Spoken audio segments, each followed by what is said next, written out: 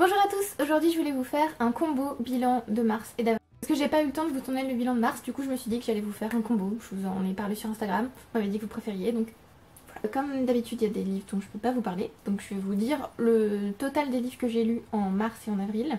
Je sais on a dit qu'on comptait pas mais j'aime les statistiques donc on va faire. Si bien sûr, mon tableau Excel veut bien, et là visiblement il ne veut pas. En fait l'ordi complet ne veut pas.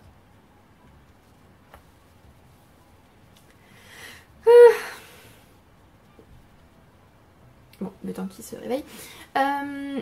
Pour certains livres, ça fait longtemps que je les ai lus, du coup, voilà, je vais pas. C'est pas que j'ai pas beaucoup de souvenirs, mais il y a des livres pour lesquels je pourrais pas vous dire grand chose parce que ça fait vraiment trop longtemps que je les ai lus. Mais quand même, là. Et puis aussi, je suis tellement en retard sur mes chroniques que. Voilà, je n'en fais plus en fait. J'aimerais beaucoup reprendre, mais. Je sais pas, j'ai tellement de trucs à faire en fait à côté que quand j'ai du temps, je lis. Donc bon, sachant que je lis aussi pour le travail, donc concrètement je ne fais que lire, mais j'aime beaucoup, donc tout va bien. Mon logiciel n'a toujours pas envie. Surtout pour mars, en fait, j'aurais sans doute moins de choses à vous dire sur certains livres, mais je vous donnerai mon avis quand même. Alors en mars, j'ai lu 20 livres en tout, j'en ai donc 26 en avril, 46 en tout, et j'arrive à les raconter. Et je peux vous parler de 10 en mars, donc la moitié. 18, ok, en avril.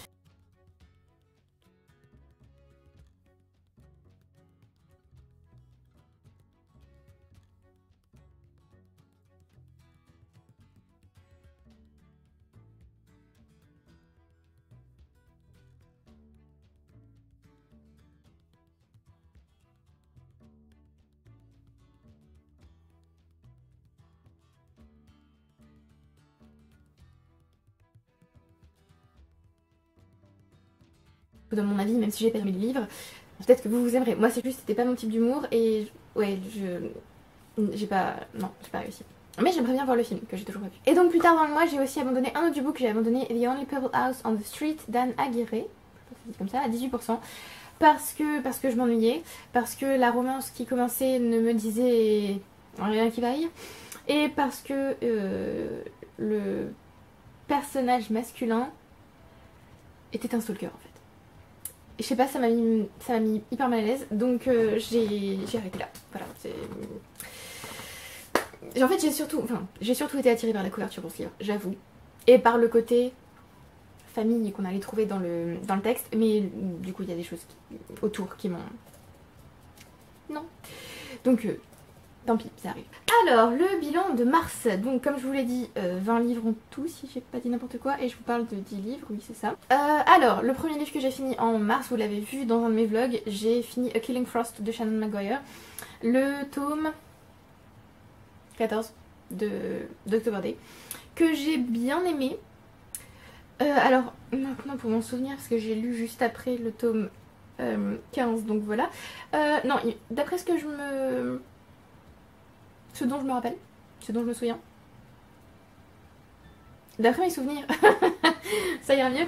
D'après mes souvenirs, c'était quand même... Enfin, j'ai adoré retrouver les personnages, c'était top. Et je crois que c'est un tome qui fait revenir un personnage. C'était intéressant, ce retour. Je crois que je lui ai donné une bonne note. Parce que j'étais trop contente de retourner dans cet univers. Et puis aussi, j'avais eu beaucoup de mal avec The Unkindest Tide, parce que c'était le premier tome que je lisais en numérique et que je n'écoutais pas, et mon logiciel est toujours planté. C'était le premier donc que je lisais et que je n'écoutais pas, et clairement je me suis habituée en fait à l'écoute. Et en fait quand j'écoute October Day, je vis le truc, c'est formidable, et j'adore la voix de la narratrice qui me parle en fait. J'ai l'impression que c'est October qui me raconte l'histoire, donc ça c'est top. J'ai ma petite Mitch qui est à côté qui est très câline en ce moment. Elle me suit partout et elle veut tout le temps avoir un contact avec moi. Donc là par exemple, un contact physique je veux dire. Là par exemple elle s'est levée pour se rallonger exactement au même endroit, mais un tout petit peu plus vite. Voilà, donc il y a des moments où Mishka veut fusionner avec moi, ça ne fonctionne pas, mais je disais, elle tente toujours.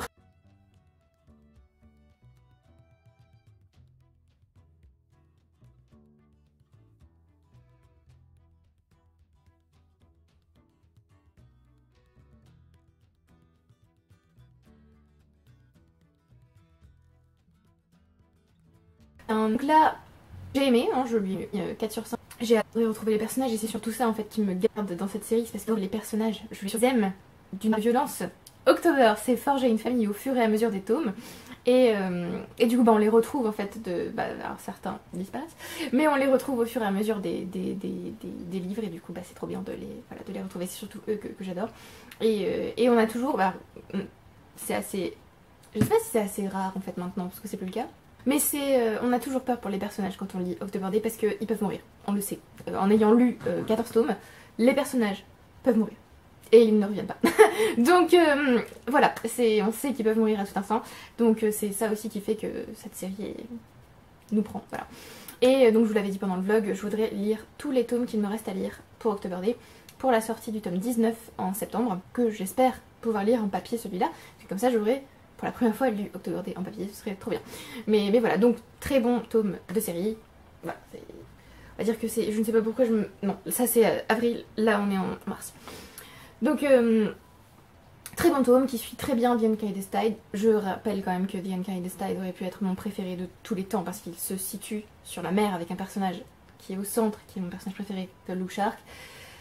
Et je n'ai pas réussi, voilà. Donc je pense que je relirai ce tome parce que j'ai trop envie. Je l'aime, hein, mais j'ai trop envie de l'adorer au niveau des autres en fait que j'ai écouté. Donc voilà, donc très bonne suite de série. Ensuite, vous l'avez vu aussi dans le vlog puisque le livre était dedans.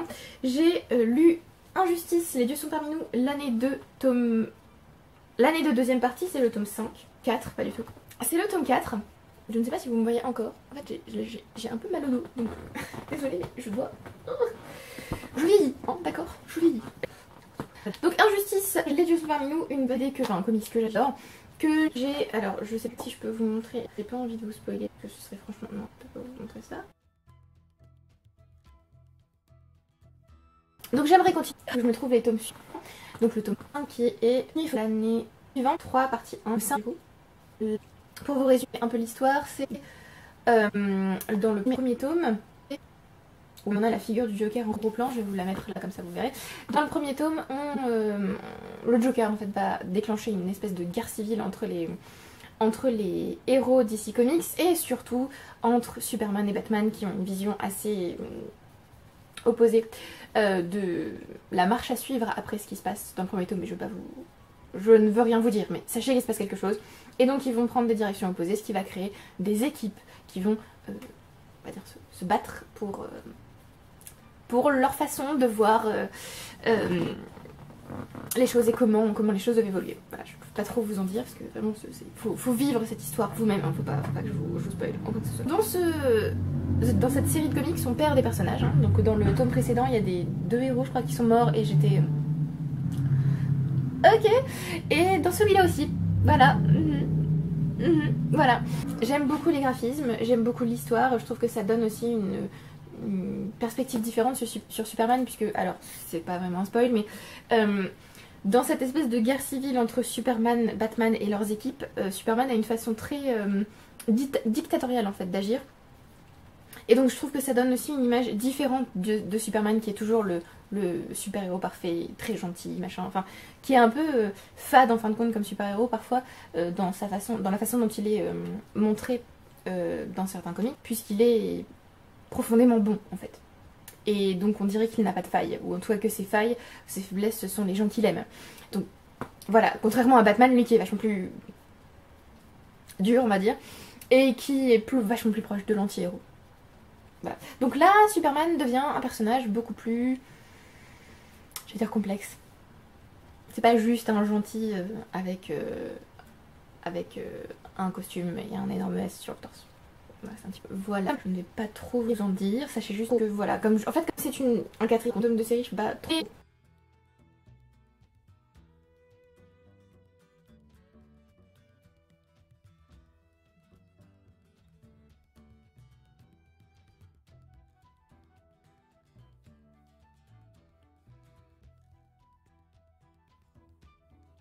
Ensuite, j'ai écouté The Woman Who Would Be King de Cara Cooney, qui est aussi narré par Cara Cooney, donc une égyptologue américaine, qui donc a écrit une biographie d'Hatshepsut.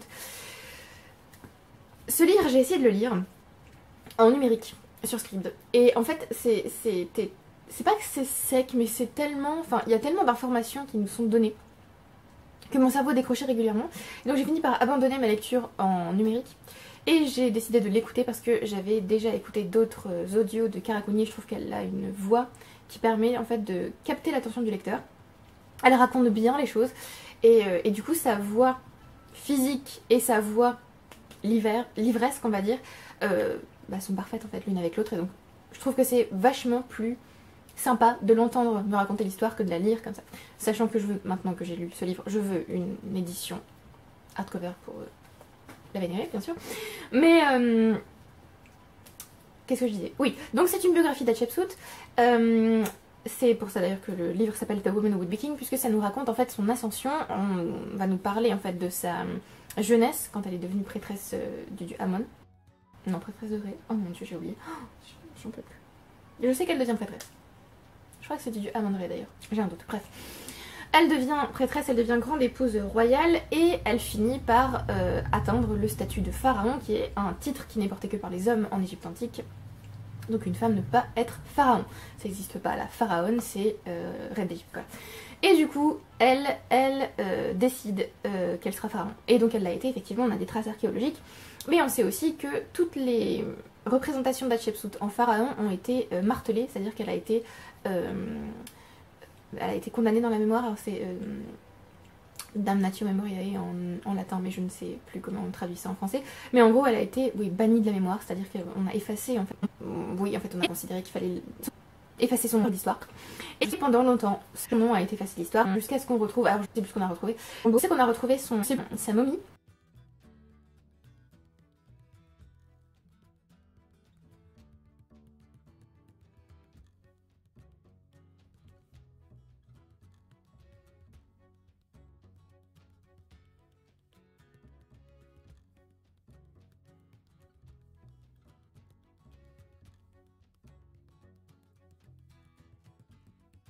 Qu'elle fixe, qu'elle analyse un peu à certains moments, qu'elle nous donne des hypothèses en fait à certains moments, parce qu'elle n'est pas sûre en fait, de ce qui s'est passé, qu'elle nous parle de personnages qui ont entouré Hatshepsut, comme Senmout, alors pas son scribe, mais il me semble qu'il était scribe au début et il a un statut un peu plus élevé au moment où Hatshepsut devient pharaon.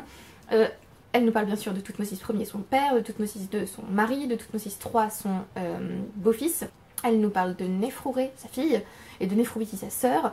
Et elle nous parle aussi d'Armès, sa mère. Donc voilà, j'ai à peu près l'arbre généalogique, on va dire. Mais voilà, il faudra que je relise ce livre, parce que clairement j'ai loupé des informations et voilà, c'était passionnant, mais le métro, voilà. C'est un peu compliqué parfois de rester concentré complètement sur les livres quand je suis dans le métro. Pour certaines fictions ça passe, mais pour la non-fiction c'est un peu compliqué. Mais j'avais vraiment trop envie d'écouter cet audiobook parce que j'aime beaucoup Karakuni et j'aime beaucoup comment elle raconte.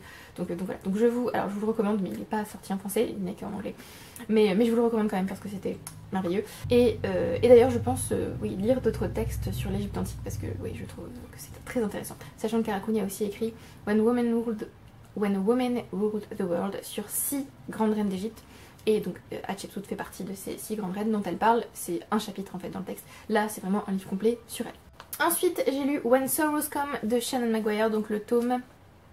Pourquoi j'oublie tout le temps les numéros de tome? Le tome 15 d'October Day. C'est le tome où October va se marier. Et c'était génial. Je pense que j'ai plus aimé ce tome que le tome précédent, juste parce qu'il y a un mariage dedans, et que je sais pas, ça m'a... Enfin je me suis dit oh mon dieu, elle a tellement grandi, c'est ridicule. Mais en fait je me sentais tellement... Je sais pas, j'étais vachement touchée en fait par cette étape de sa vie. Donc je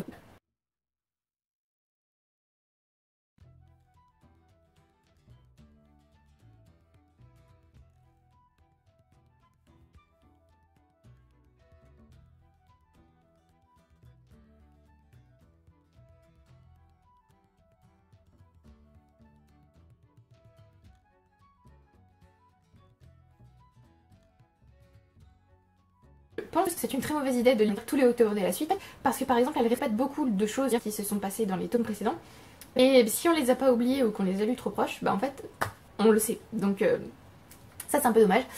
Donc je pense que je vais laisser passer un peu de temps. Bon là je pense qu'il y a assez de temps qui est passé, on est en mai maintenant, donc je peux lire le tome suivant qui s'appelle Je ne sais plus, parce que je ne sais plus du tout comment il s'appelle, donc on va regarder ça maintenant. Le tome 16 s'appelle Be the Serpent. J'ai toujours peur en fait de lire le résumé et de me faire spoiler un truc. Attends, qu'est-ce qu'elle doit faire là? Oh waouh! C'est écrit qu'elle doit prendre... Alors, c'est pas vraiment un spoiler, ne vous en faites pas. C'est un résumé où vous n'allez avoir aucune information sur rien. Donc, c'est pas un spoiler. Je pense à toi Candice, c'est un spoiler. Alors, dans le tome 16, qui s'appelle Be the Serpent, on donne un congé à October parce qu'elle s'est mariée. Donc voilà, il faut qu'elle profite, on va dire, un petit peu, avant de reprendre ses fonctions de héros. Elle va découvrir qu'un vieil ami et allié est en fait un ennemi depuis le début. Ok. Voilà, du coup je me suis auto-donné super envie de le lire. Donc voilà, je vais tenter de me le placer à un moment donné, bientôt, pour pouvoir continuer. Et ensuite, alors, autant vous donner les titres des autres. Donc après Be the Serpent, on a Sleep No More et The Innocent Sleep, sachant que Sleep No More et The Innocent Sleep sont sortis tous les deux en 2023 et que donc le tome suivant, le 19 Silver and Lead, va sortir en 2025. Donc il y a eu 2 tomes d'un coup, puis plus de tomes, sachant que les tomes ils sortaient tous à un an d'intervalle. Donc là ça fait 2 ans qu'il y en a pas qui sont sortis, mais il y en a 2 qui sont sortis la même année. Voilà, donc trop hâte de continuer. Et donc When Sorrows Come, c'est pas mon tome préféré, mais c'est un des tomes que j'ai vraiment, qui m'a le plus touché. Les livres suivants, je vous en ai parlé dans un vlog. Je vais donc vous donner mon avis final dessus. Alors j'ai lu To Be Taught et Fortunate de Becky Chambers, donc Apprendre c'est par bonheur en français, qui est vraiment très court. C'est en gros l'histoire, je ne me souviens plus du personnage, c'est bien Ariane. Alors c'est écrit Ariane, donc à la grecque on va dire. Est-ce qu'on a donc Ariane? Non, je sais pas. Ariane.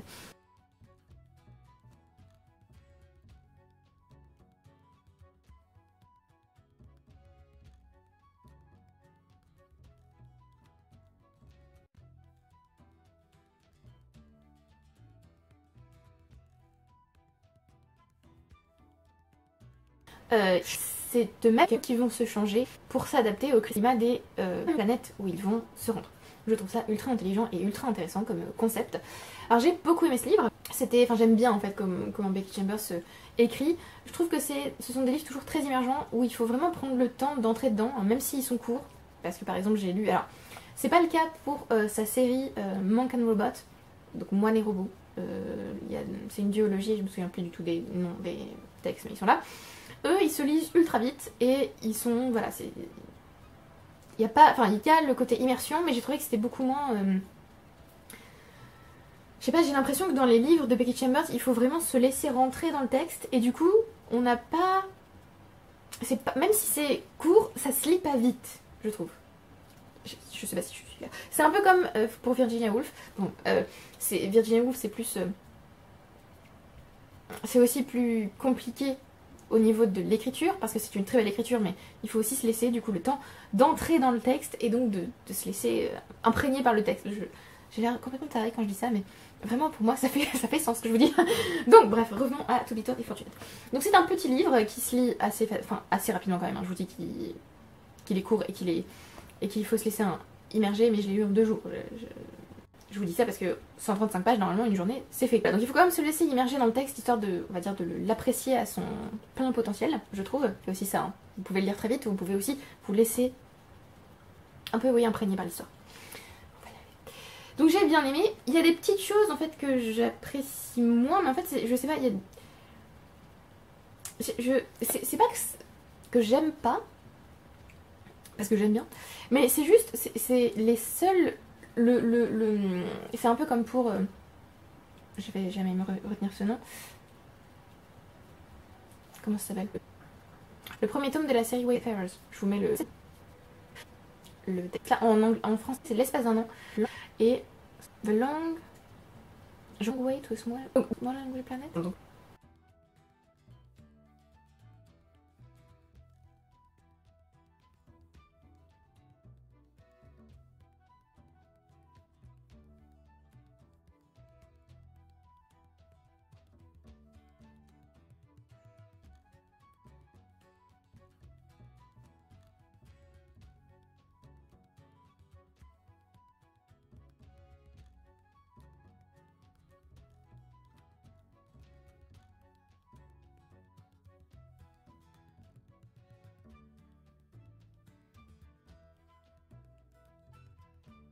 qui est aussi de la science-fiction, qui est moins... c'est pas un space opéra et c'est pas un planète opéra, mais c'est je sais pas, quelque chose qui est beaucoup plus focalisé sur les personnages et la relation des personnages avec ce qu'ils font en fait, c'est-à-dire pas explorer ici des planètes. Donc voilà, je sais pas si j'ai été très claire, ce texte est très bien, je vous le recommande. Et Mathilde, tu te rendrais ton livre. Ensuite, je vous parle d'un autre audiobook que j'ai écouté, First Time Caller de B.K. Borison. Et c'était la première fois que j'écoutais B.K. Borison. Elle a aussi écrit une série qui s'appelle Farmlight quelque chose. Je me souviens jamais du nom de cette série. Que je vais écouter, mais le premier tome se passe en hiver. Love Farmlight, je pense. Love Farm quelque chose. Un jour, je réussirai à me souvenir de ce genre de choses. Et ma vie sera plus simple. Donc je vais plutôt l'écouter en hiver parce que bah, y a un sapin. Je crois, sur... Alors attendez, Borison. Il y a un sapin, j'arrive plus à parler, hein. Vraiment, j'ai l'impression que tout mon potentiel de communication passe dans le Love Light Farms. Pourquoi Farmer tout mon potentiel de communication passe dans le travail. Par contre, quand je suis toute seule comme ça, j'ai plus du tout. C'est pas du tout un sapin, c'est du lit. Voilà, donc ça se passe clairement à Noël, hein. Donc on va lire ça plutôt en hiver. Pareil pour le nouveau livre qui va sortir d'elle, qui s'appelle Good Spirits, je vais y arriver, et qui clairement se passe aussi à Noël. Je vais regarder la couverture. Voilà. Donc ça a l'air... D'ailleurs ça me fait penser à A Christmas Carol, mais oui, bah oui. Ghost of Christmas Past, oui, je pense que effectivement c'est une référence à A Christmas Carol. Où est-ce que je voulais en venir? Oui, j'ai lu donc... First Time Caller. C'est une romance que j'ai trouvée vraiment top. J'ai beaucoup aimé ce livre. Je l'ai pas mis la note maximale et c'est pas tout à fait un coup de cœur parce qu'il y a des petites choses qui m'ont dérangé. Alors déjà, la narratrice, enfin les narrateurs, parce que du coup il y a un narrateur et une narratrice. Génial. Surtout j'ai bien fait de l'écouter en audio parce qu'il y a un format podcast, enfin un format podcast, pas vraiment, c'est un format radio. En fait il y a un personnage, Hayden, qui est l'host d'une radio. Et du coup... Il y a aussi des gens qui téléphonent, donc il y a tout un côté mixed media en fait dans l'audiobook qui était top, j'ai adoré. J'ai donc beaucoup aimé ce texte, c'est une romance où on a des personnages qui sont plus âgés aussi, donc c'est peut-être pour ça que j'ai bien aimé.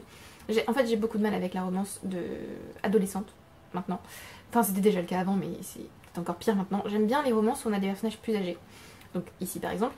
Par contre il y a un truc qui m'a saoulée, c'est qu'il y a un moment où le trope de la miscommunication, donc du fait que les personnages n'arrivent pas à communiquer ensemble, ou en tout cas qu'il y en a un qui ment à l'autre ou qui n'ose pas dire des choses à l'autre, ça, faut arrêter de faire ça, pitié, ça me rend folle dans ce truc. Ça, c'est pas que ça a gâché ma lecture, mais au moment où j'ai écouté ça, j'étais là. Non, ce livre était un coup de cœur, pourquoi vous faites ça? Donc voilà, donc là, la miscommunication m'a saoulée, vraiment. C'est un peu... cassé en mojo, mais voilà, c'était quand même un livre que j'ai beaucoup aimé.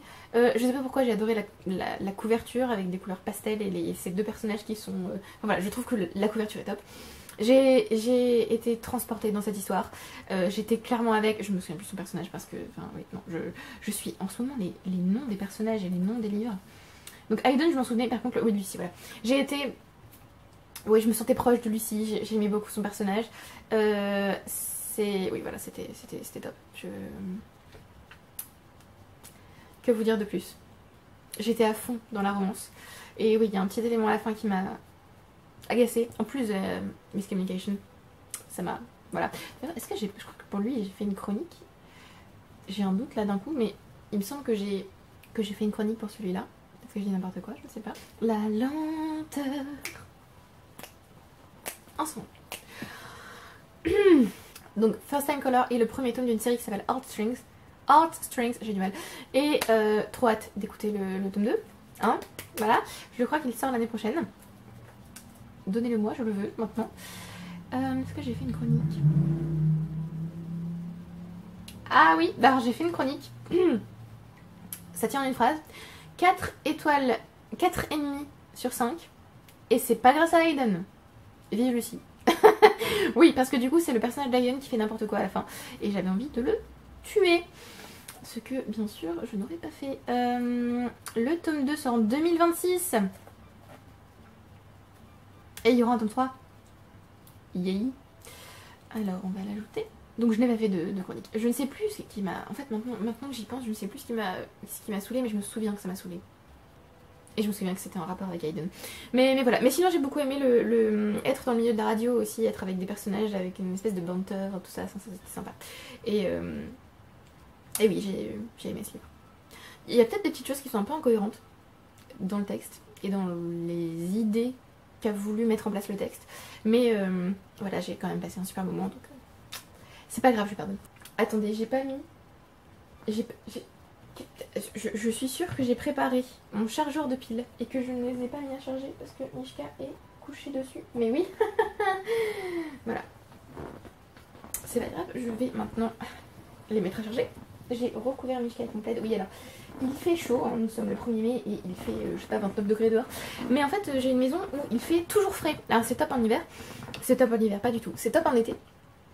Et du coup, ça fait que quand je suis dans mon salon, j'ai toujours un petit plaid parce que je suis frileuse. Voilà, j'avais tendance à pas me moquer, mais à un peu taquiner ma grand-mère parce qu'elle était frileuse. Et en fait, je suis comme elle. Donc je l'imagine me regarder et se foutre de moi maintenant.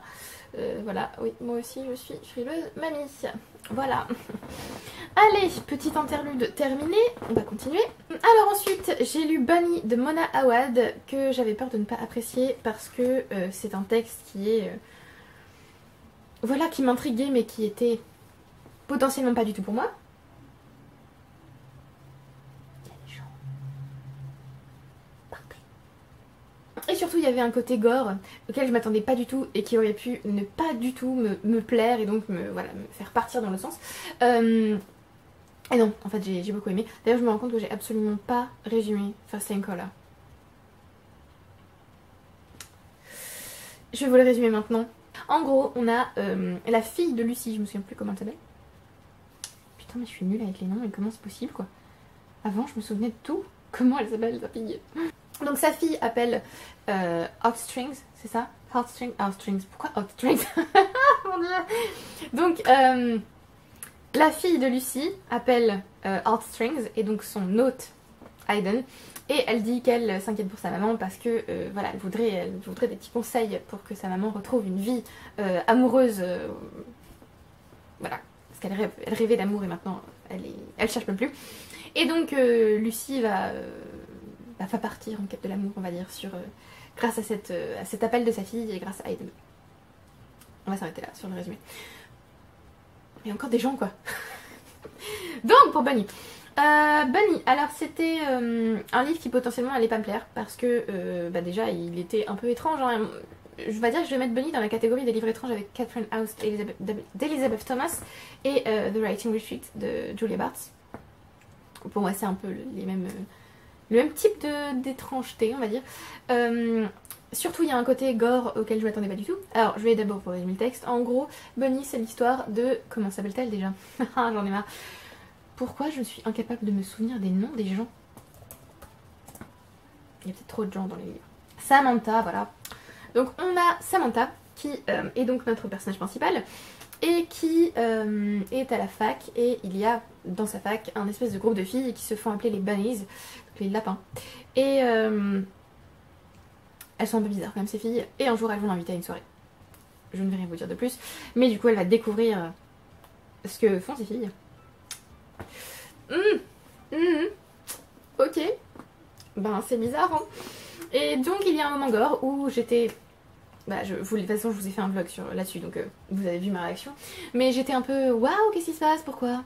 Et en fait je sais pas, je me suis dit allez on y va, on continue. Et j'ai vraiment beaucoup aimé ce livre. Je lui ai pas mis, enfin c'est pas un coup de cœur. Est-ce que c'est un coup de cœur après coup? Je ne sais pas. Peut-être que ce sera un coup de cœur après coup. Peut-être qu'avec le temps et le recul je me dirai non mais ce livre est génial.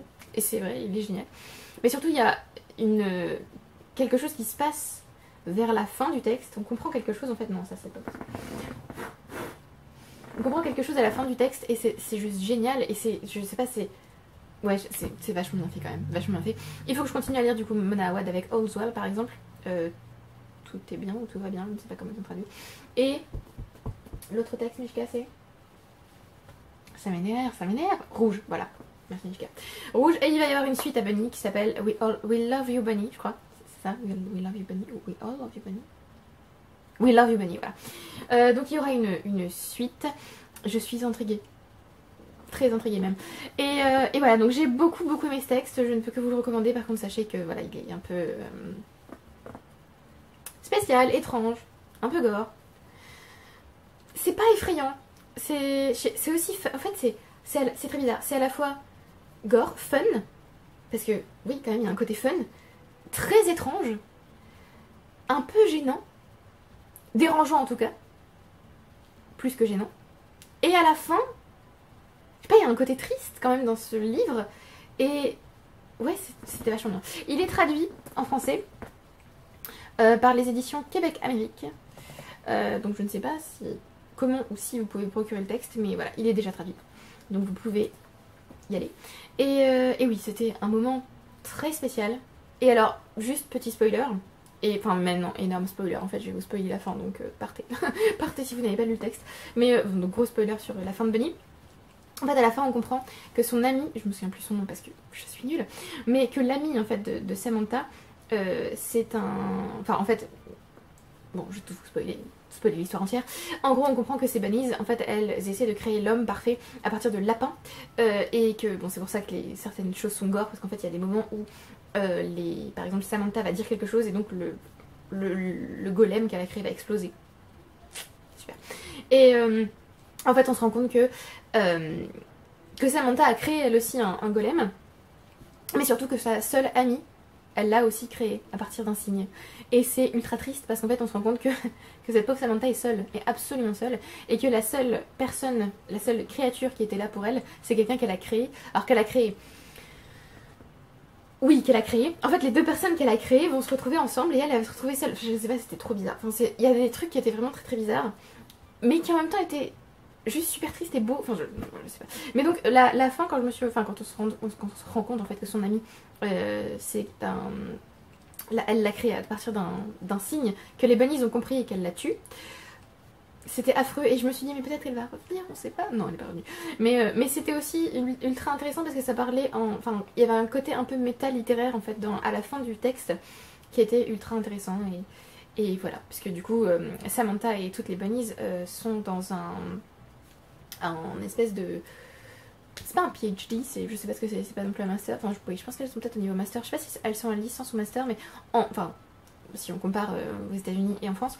Mais en gros, elles sont dans un espèce de cursus où elles écrivent en fait. Et donc Samantha n'arrive plus à écrire. Et en quelque sorte, elle a créé son amie. Enfin, je sais pas. Elle est partie. Enfin, sa création n'est plus littéraire, mais elle est carrément physique en fait. Enfin, voilà, il y a un côté métalittéraire très étrange et très bizarre et je sais pas, moi j'ai bien aimé. Voilà, donc voilà. Lisez Bunny, c'est sympa. Bon, je vous préviens quand même que c'est gore et que c'est étrange et que je pense que ça plaira pas forcément à tout le monde, mais vachement bien. Il nous reste 3 livres en mars. Va-t-on y arriver? Je ne sais pas. Alors, j'ai ensuite lu Jeanne d'Arc, Vérité et Légende de Colette Boone. C'était super intéressant puisque elle va reprendre en fait 13, c'est ça? Quelques courts chapitres, ok, mais il y en a combien? Un sommaire s'il vous plaît. Voilà, merci. 13, oui. Donc elle va reprendre 13 affirmations ou 13 mythes, oui, à propos de Jeanne d'Arc. Elle va les démystifier ou en tout cas expliquer... alors, oui, expliquer en fait ce qui est vrai, ce qui est faux, ce qui est de la fiction, ce qui est de la spéculation, ce qui est encore une hypothèse ou ce qui est avéré. Et donc c'était super intéressant, j'ai appris beaucoup de choses et j'ai aimé en fait qu'il y ait une introduction où elle nous explique pourquoi elle écrit ce livre, parce que Colette Boone a aussi écrit une biographie en fait sur Jeanne d'Arc, donc on pourrait se dire bah du coup... vu qu'il y a déjà une biographie, est-ce que c'est vraiment utile d'avoir un texte en plus? Et oui, du coup, puisqu'elle a participé apparemment à un documentaire avec d'autres historiens sur Jeanne d'Arc. Et en fait, ils se sont arrangés en fait quand ils les filmaient pour leur faire dire l'inverse de ce qu'ils ont effectivement dit à l'écran. Donc ça lui a pas plu, ainsi qu'aux autres historiens. Ils ont demandé à ce que le documentaire ne sorte pas en l'état. Il est quand même sorti et donc elle a voulu écrire ce livre pour démentir en fait certaines choses qui vont être affirmées dans le documentaire et aussi par des gens qu'elle considère comme des mythographes et donc pas comme des historiens. En fait, si j'ai bien compris, enfin en tout cas ça c'est mon interprétation, ils vont tordre la vocation de l'historien et enfin faire ce qu'ils veulent de l'histoire en fait. Et elle trouve que c'est malhonnête et moi aussi du coup voilà. Et il y a aussi un passage assez hallucinant qui m'a un peu...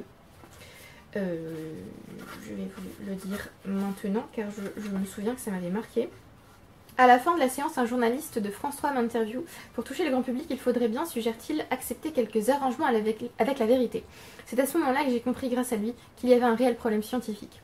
Dans la société actuelle, peut-on accepter qu'il y ait en parallèle une histoire pour les élites et une autre pour le vulgaire? Là, je n'ai plus trouvé les choses drôles. Après tout, je saurais peut-être trouver les mots. Et donc, elle écrit ce livre. Et donc, c'était oui, c'était ultra intéressant. J'ai appris plein de choses. Et j'aimerais bien éventuellement un jour écrire sur Jeanne d'Arc. Du coup, ça m'a appris des choses pour ça. Et j'ai aussi commencé sa biographie, mais c'est vachement plus lourd à lire, donc je l'ai mis de côté pour l'instant. Je ne l'ai pas abandonnée et je ne l'ai pas écartée non plus, mais je la reprendrai un peu plus tard parce que là, c'était pas que c'était trop de Jeanne d'Arc, c'est qu'en fait il y a des informations qu'elle donne là-dedans qu'elle a déjà donné dans sa biographie, donc c'était trop, il y avait trop de recoupement en fait. Et puis là ici on a vraiment un style d'écriture très conversationnel en fait, elle nous parle clairement, enfin elle nous donne son opinion directe, en fait c'est certes une historienne qui nous parle, mais oui, il y a un espèce de style beaucoup plus fluide ici que dans sa biographie où vraiment c'est un texte scientifique d'historien, voilà. Donc c'est un peu différent, mais c'était vraiment top. Je vous le recommande fortement si vous avez envie de découvrir plus de choses sur Jeanne d'Arc et de découvrir des choses qui sont plus factuelles en fait, qui vont plus à voir avec l'histoire et moins à voir avec ce qu'on imagine de Jeanne d'Arc. Ensuite, c'était aussi dans mon vlog, j'ai écouté Six of Crows de Leigh Bardugo. Alors, j'ai bien aimé, mais déjà, c'est j'ai beaucoup de mal avec certains livres, que ce soit des ya, et oui je dis ya, que ce soit des ya ou des adultes, où en fait on a des... Enfin, tous les personnages doivent avoir un love interest en fait, et voilà, je trouve ça pas très... C'est dommage en fait parce que les personnages ici sont des personnages que je trouve intéressants, qui sont assez développés et qui sont plutôt... voilà, c'est des personnages qui peuvent se tenir tout seuls quoi. Et le fait qu'on se sente obligé en fait de créer des relations parfois artificielles entre eux, ça me plaît pas trop. Voilà, j'ai pas trop aimé ça. Aussi, je suis pas fan des heists, donc des braquages ou des espèces de livres qui se centrent sur ce genre de choses en fait. Une espèce de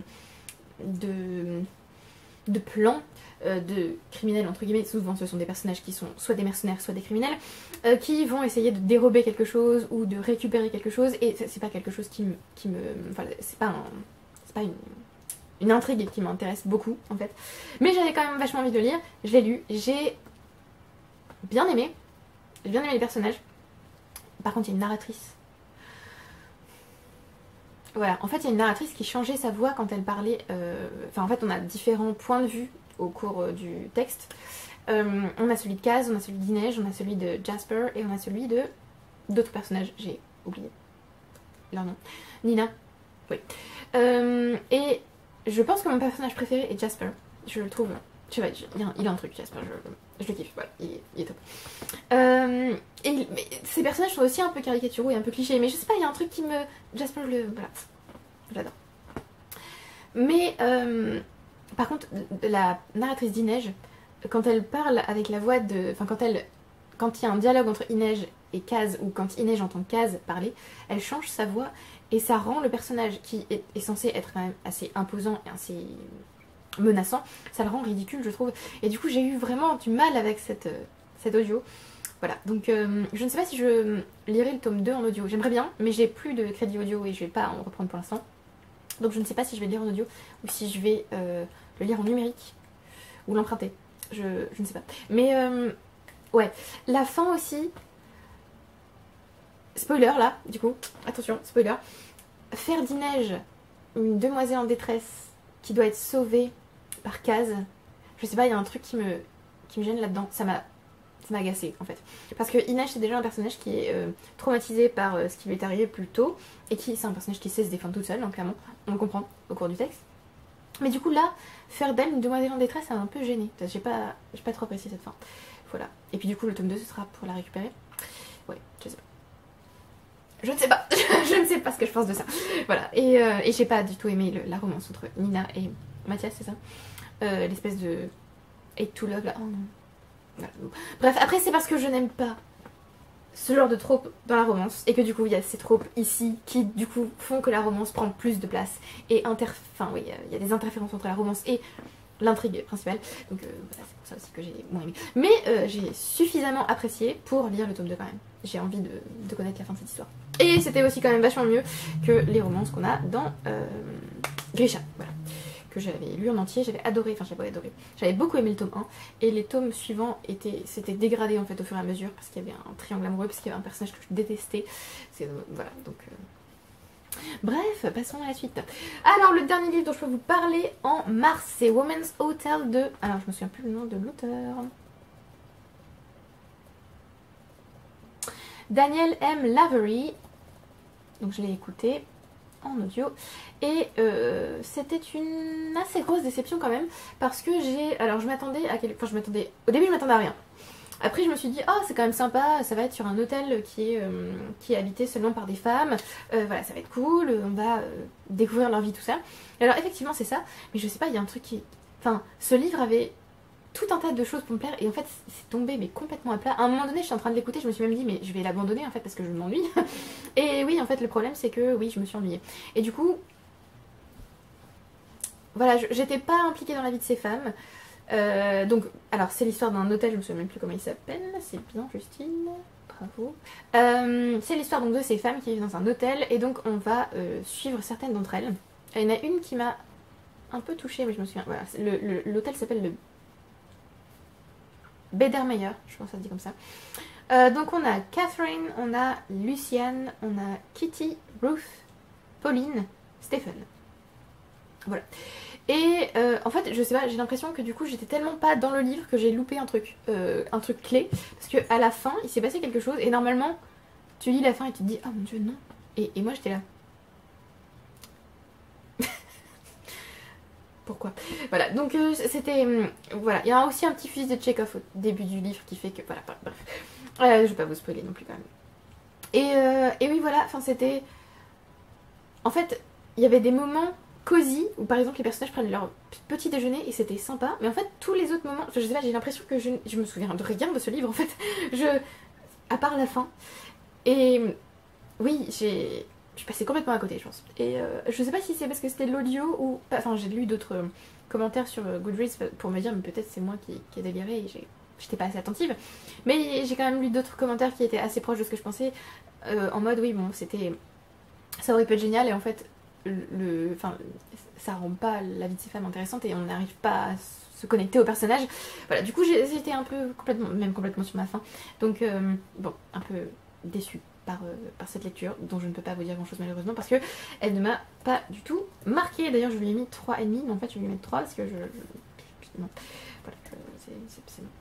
Et donc c'était tous les livres que j'ai lus en mars. On va donc passer au mois d'avril. Alors j'ai lu plus de livres au mois d'avril. Donc je vais vous parler de 18 livres pour avril, sachant qu'il y en a 9 où je vais vous en parler tous en même temps. Donc bon, ça fait on va dire 10 en quelque sorte si on prend une série complète. Pas d'abandon de livres en avril. Par contre il y a beaucoup de livres que j'ai laissés de côté. Enfin que j'ai commencé et que j'ai laissé de côté. Déjà il faudra un jour que je finisse Middlemarch de George Eliot que j'ai commencé il y a un moment maintenant, que j'ai repris en mars, que je pensais finir en mars et en fait je me suis rendu compte que je lisais très peu pour moi en mars, enfin très peu pour moi.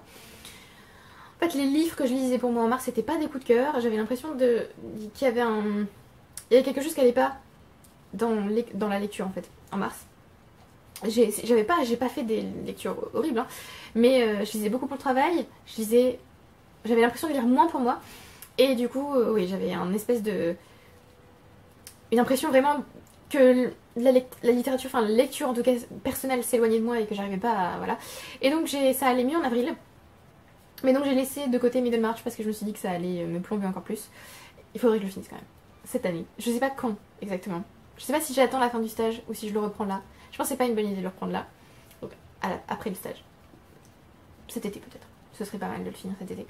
Parce qu'en fait j'aime ce livre mais je sais pas, j'arrive pas à... J'ai l'impression qu'il faut prendre son temps pour rentrer dedans et je suis rentrée dedans là, mais on va dire que j'ai laissé les personnages en pause et que j'y reviendrai après. Voilà, on va dire ça. Et donc en avril, je me suis dit bon, allez, on va se tourner vers des livres qui nous font très envie, des livres où on se dit allez, celui-là, là, je sens que c'est le bon moment, on y va. Et ça a vachement bien marché parce qu'en fait j'ai lu énormément de livres que j'ai adorés en avril. J'ai aussi lu une série complète de manga, donc ça fait que forcément mon chiffre augmente.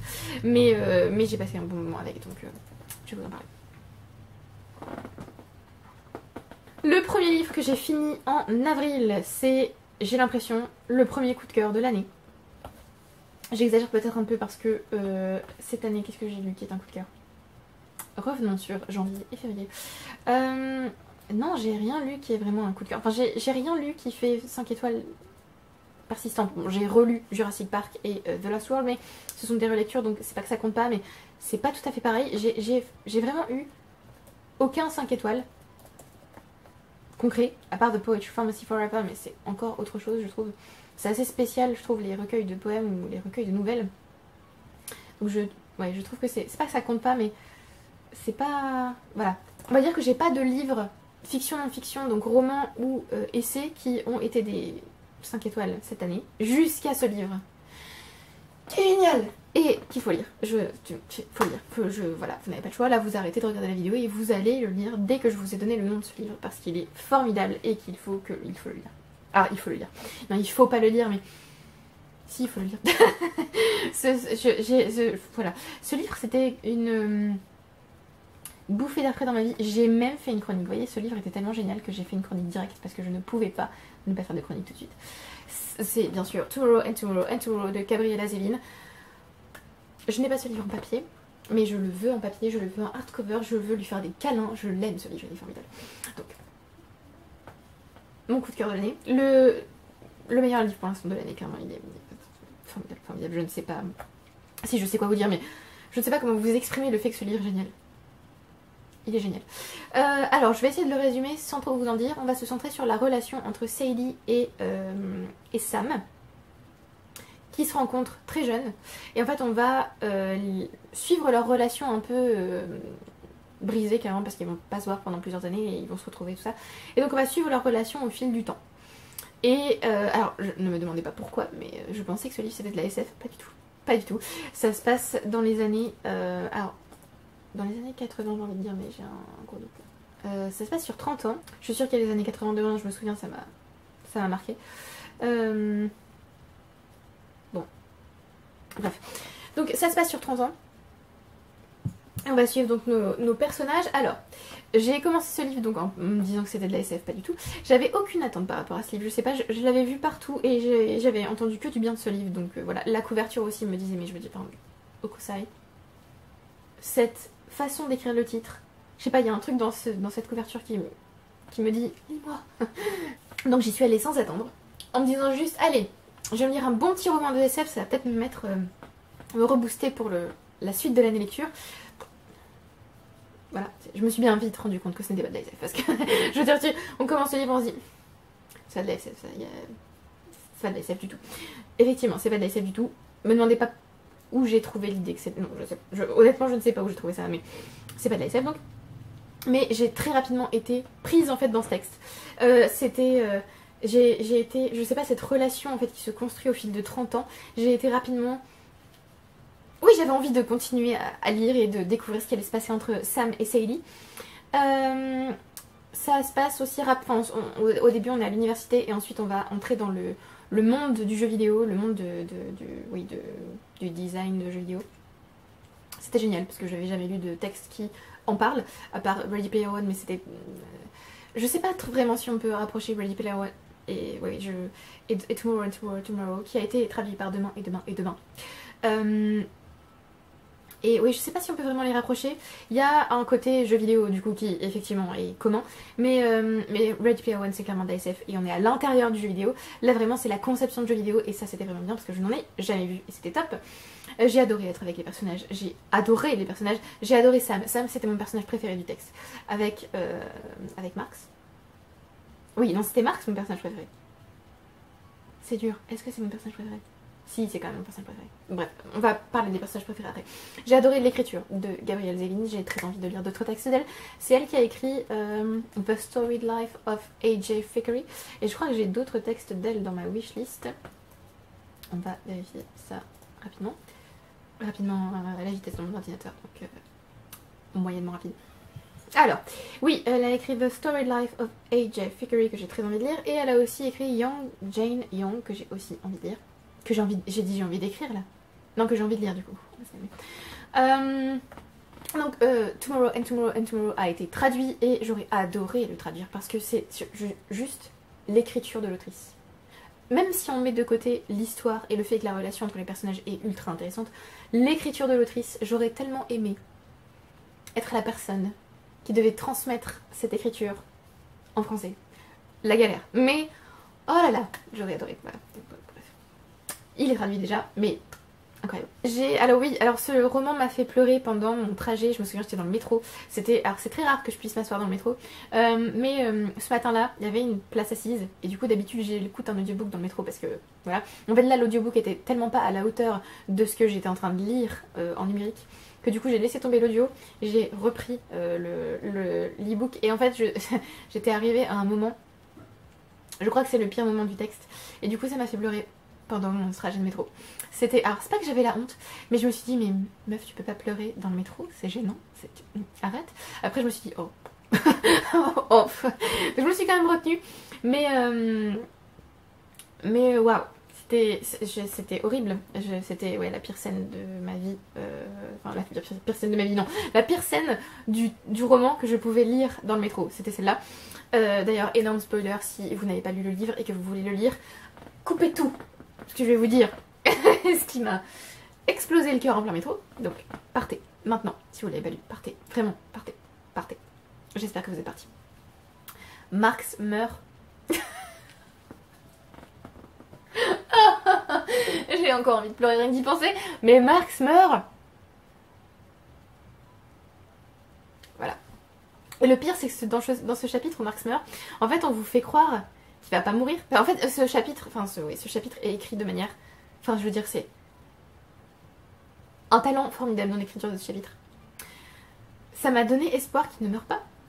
Puis, non, pas d'espoir. Puis, re-espoir. Et après, non, en fait, tu te rends compte que...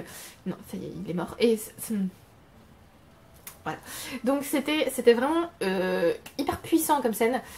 Et c'était dur. Et du coup, après, j'ai fermé ma liseuse. Je me suis dit, non, je vais arrêter de lire dans le métro parce que non. Hein.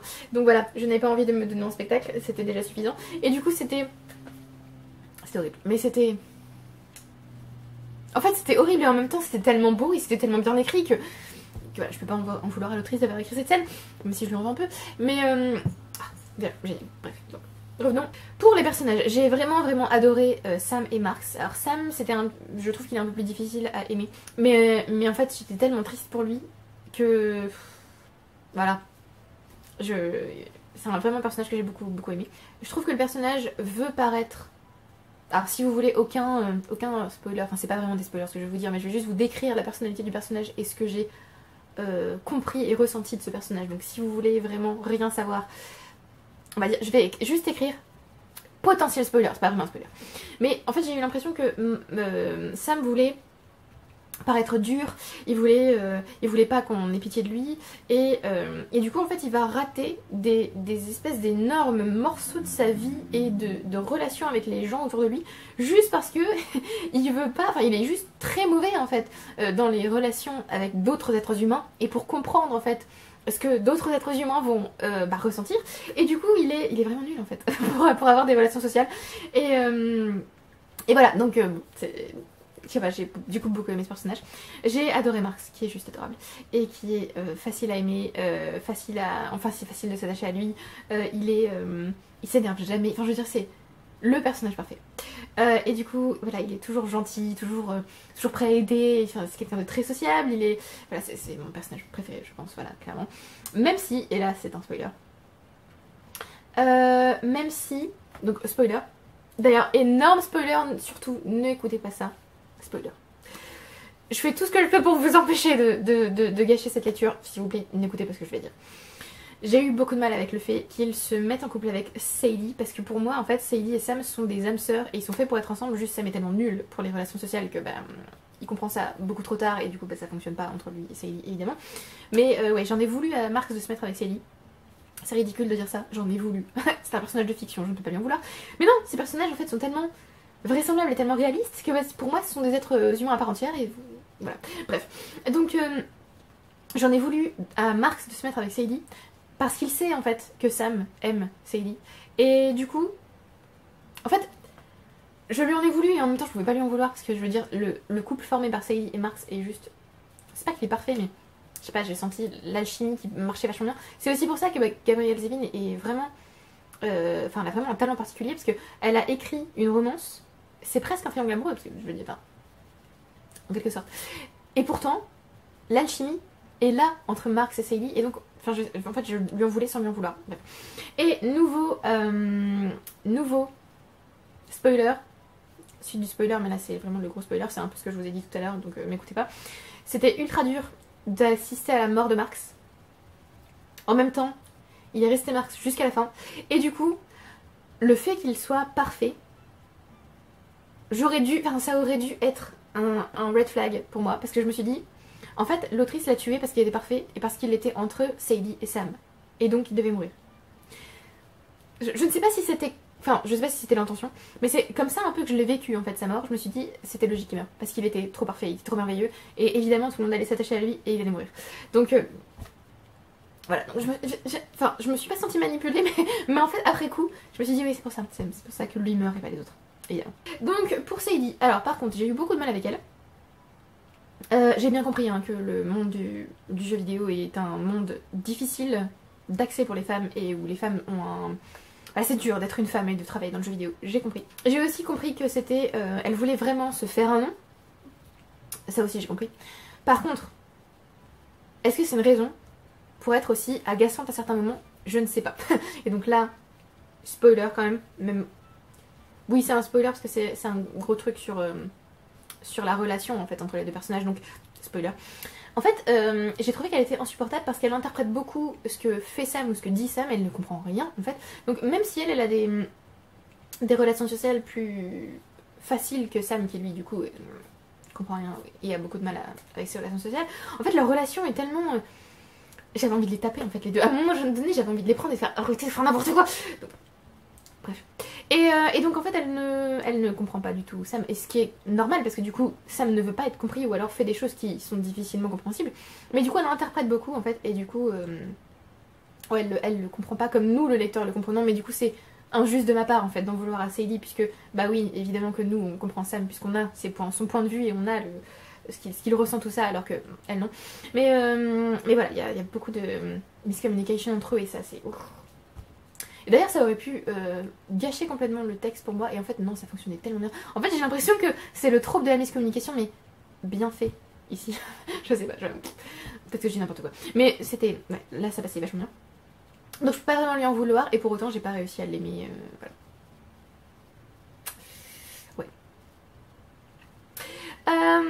Voilà, donc je pourrais vous parler pendant des heures de ce livre qui était formidable et que j'ai hâte de tenir dans mes mains et de lui faire des câlins et de l'adopter. Mais je vais m'arrêter là. C'était ultra bon, c'était ultra bien. Je l'ai lu au moment qu'il fallait. C'est un énorme coup de cœur. Le coup de cœur de l'année pour l'instant.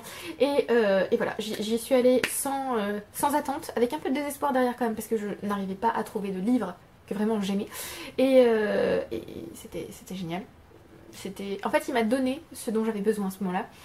Il m'a fait pleurer, il m'a fait rire, oui, pour l'instant c'est mon livre préféré de l'année et je ne peux que vous recommander de le lire si vous ne l'avez pas encore lu. Alors j'ai l'impression que c'est quand même un livre qui est très apprécié et donc que beaucoup de gens ont lu, et donc c'est pas que je suis la dernière au monde à pas l'avoir lu. J'aime pas trop dire ça, mais j'aurais pu dire la même chose pour Six of Crows d'ailleurs, mais j'aime pas trop dire ça, mais je sais qu'il est déjà beaucoup lu. D'ailleurs sur Goodreads je pense qu'il a plus d'1 million de ratings, de notes, ouais. Il a plus d'1 million de notes sur Goodreads, et il est aussi très noté sur Livre Addict, donc c'est quand même un livre qui est connu et qui est beaucoup lu. Mais du coup, voilà, lisez-le si vous ne l'avez pas lu, il est formidable.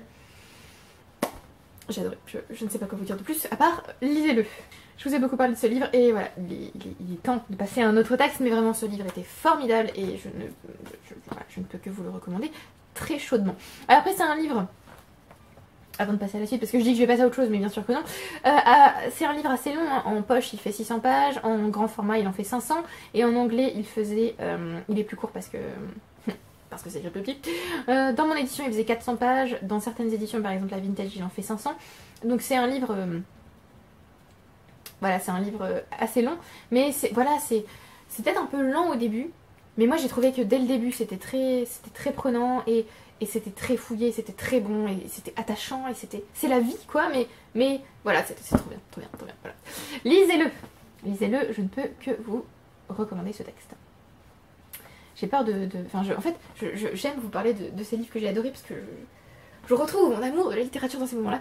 Et il y a des moments où vraiment je suis désespérée en me disant que je ne trouverai plus jamais de livres que j'aime. Parce que c'est rare en fait de trouver des livres... Enfin, je me dis que c'est peut-être parce que j'ai beaucoup lu ou c'est peut-être parce que je vieillis.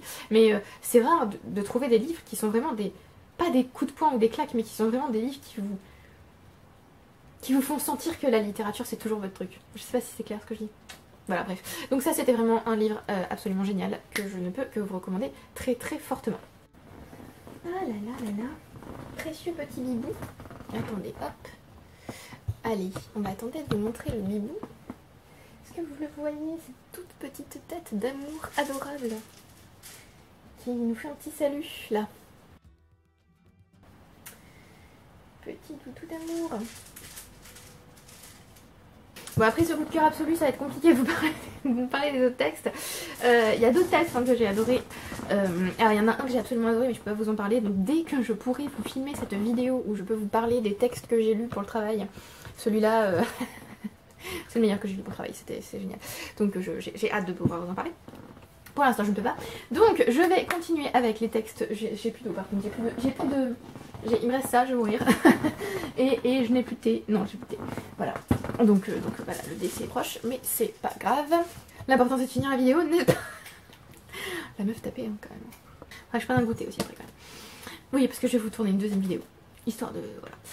Alors, donc après Tomorrow and Tomorrow and Tomorrow, j'ai lu Sunrise on the Reaping de Suzanne Collins, le dernier Hunger Games. Alors je ne savais pas si j'allais le lire parce que, bon, vous l'avez vu dans le vlog, je l'ai lu. Mais je ne savais pas si j'allais le lire parce que j'ai pas aimé The Ballad of Songbirds and Snakes. Je me souviens plus exactement pourquoi j'ai pas aimé d'ailleurs. Alors on a vu le film avec Mathieu depuis et... alors, attendez, hop. Pourquoi j'ai pas aimé? Qu'est-ce que j'ai... Quels arguments j'ai donné? Parce que j'ai beaucoup aimé le film. Juste... je me souviens que j'avais pas aimé le livre. Je lui ai mis deux. J'ai mis deux quand même. 2 étoiles. Que facile. Voilà. Parce que j'ai adoré la trilogie Hunger Games quand je l'ai lu il y a longtemps. À l'origine, je lui avais mis 3,5. J'ai baissé ma note. Alors, qu'est-ce que j'ai pas aimé? J'ai trouvé que c'était long. J'ai trouvé que c'était dull, donc fade par rapport à la série d'origine. Oui, j'ai trouvé Coriolanus insupportable, effectivement. C'était dur. C'était dur. Oui, en fait, j'ai détesté suivre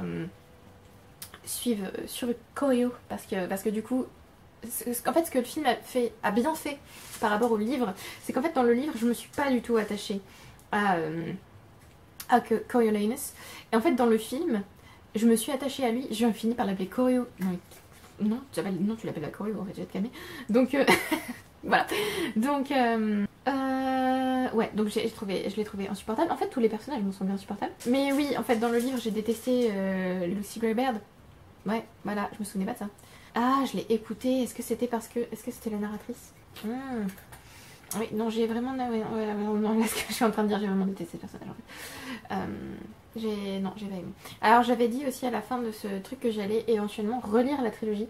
Et en fait, j'ai essayé et j'ai pas réussi du tout. Donc, voilà. Mais j'ai pas du tout aimé, en fait. Mais genre, vraiment pas. Et d'ailleurs, j'avais vu d'autres amis sur Goodreads qui l'ont lu et qui ont pas du tout aimé non plus. Donc... rassurée, entre guillemets. Donc j'avais peur en fait en arrivant dans Sunrise on the Reaping parce que je me suis dit putain mais ça tombe, je vais détester exactement comme The Ballad of Songbirds and Snakes, sachant que du coup on suit le personnage d'Haymitch, donc je me suis dit bon ce sera sans doute mieux. Et en fait j'ai bien aimé et en même temps il y a des moments, en fait je savais que ça allait être brutal, je savais que ça allait être cruel et je savais, en fait on connaît l'état d'Haymitch en fait dans la trilogie initiale. Donc en fait je savais que ça allait pas bien se passer, évidemment.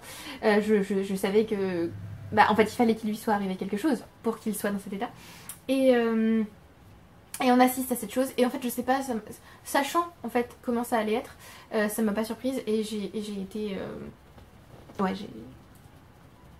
J'ai bien aimé, parce que je lui ai mis quand même mis 4, hein, enfin je veux dire c'est pas déshonorant. Mais j'ai franchement préféré à Ballad for Songbirds and Snakes, mais enfin ouais, je sais pas comment m'exprimer. En fait il y a un truc que j'ai aimé, et je vais vous en parler en spoiler potentiel parce que bah on devine bien que ça va arriver, mais spoiler quand même. Il y a des personnages en fait qu'on trouve dans le tome 2 de d'Hunger Games, parmi les mentors les mentors qui vont, et les vainqueurs qui vont participer au 75e Hunger Games. On en a qui se trouvent déjà dans Sunrise on the Reaping, et on a notamment des personnages qui se trouvent parmi les vainqueurs qui vont participer au nouveau Hunger Games, donc les 75e, qui sont en fait dans ce texte, et qui sont les mentors en fait d'Haymitch, ce que je trouve trop bien. En fait j'ai été trop contente de retrouver ces personnages. D'ailleurs il y a un moment donné, j'ai écouté ça et je me suis dit mais lui, je le connais, je sais qui c'est.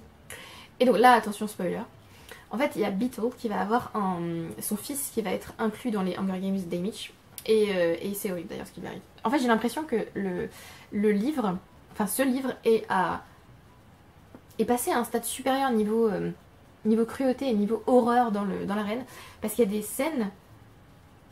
scènes terrifiantes, mais en fait c'est même pas qu'elles sont terrifiantes, c'est qu'elles sont juste, en fait elles sont juste dégueulasses, voilà.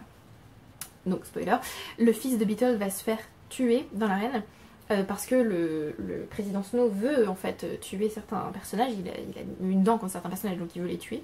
Il veut pas laisser de possibilité qu'il soit vainqueur.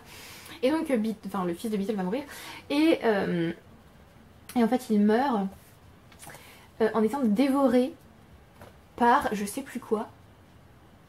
Et en fait Haymitch n'a rien le temps de faire, et en fait il se retourne et il reste que son squelette. Et c'est dégueulasse. Donc j'ai l'impression que c'était vraiment, enfin il y a un degré d'horreur supplémentaire en fait dans Sunrise on the Reaping, qui était peut-être déjà là dans The Ballad of Songbirds and Snakes, et je me souviens pas de ce degré d'horreur dans Hunger Games en fait. Enfin c'est pas l'horreur au sens genre littéraire, hein. C'est vraiment l'horreur au sens c'est horrible ce qui se passe dans ces textes. Et donc j'ai bien aimé, mais oui j'ai pas autant apprécié que cette trilogie d'origine, et ouais voilà. J'ai bien aimé la fin, la toute fin. Et j'ai quand même bien aimé suivre ce qui se passait. Bah, j'ai pas aimé la fin. Enfin alors, je vais expliquer. Spoiler. J'ai pas aimé à la fin quand Léonard Dove meurt, parce que c'était logique et que du coup c'était un choc factor, enfin voilà, c'était for shock value, et du coup j'étais pas, voilà, enfin oui bah évidemment Snow est cruel, mais ouais je sais pas. J'ai vu aussi qu'il y avait des gens qui avaient pas aimé le côté ah oui Léonard s'appelle Léonard, du coup on va citer à tout bout de champ le poème de Poe, citer The Raven. Moi ça j'ai bien aimé, ça m'a pas dérangé, mais je sais qu'il y a des gens qui ont pas aimé, et voilà. En fait j'ai bien aimé ce texte, mais je sais pas, enfin c'est pas un coup de cœur déjà, et puis je sais pas, en fait je pense que je suis partie avec trop de méfiance d'origine, et du coup c'est peut-être pour ça que j'ai pas autant apprécié. Si j'étais partie de manière plus oh ça va être sympa, peut-être que ça aurait moins peut-être que ça se serait mieux passé, mais bon du coup voilà, c'est pas le cas. C'était un bon tome, mais et puis aussi peut-être que il y a quand même une énorme promotion de ce texte, et une énorme promotion de tout ce qui est autour de Hunger Games, enfin sur tout ce texte du coup qui vient de sortir. Et donc le film est déjà en préparation, la traduction française est sortie en même temps que le texte d'origine. Enfin c'est quand même on a l'impression que c'est un phénomène énorme, et du coup je sais pas, il y a un côté peut-être trop, ouais c'est peut-être juste moi, mais moi j'ai trouvé que c'est peut-être beaucoup trop, voilà. Et comme en fait comme il est partout ce livre, peut-être que j'en attendais aussi trop, je ne sais pas. J'ai toujours du mal avec les livres pour lesquels on fait une énorme promotion, parce que je me dis oui mais du coup, enfin ouais je sais pas. En fait, je sais pas si je suis très claire quand je vous dis ce genre de choses. Je dis pas que les livres pour lesquels il y a une énorme promotion sont pas de livres, mais en fait, je trouve qu'on met tellement le focus dessus que ce livre a intérêt à être génial en fait. Enfin, je veux dire, du coup, des promotions de ouf dessus. Enfin, bon, il y a le nouveau Hunger Games, enfin,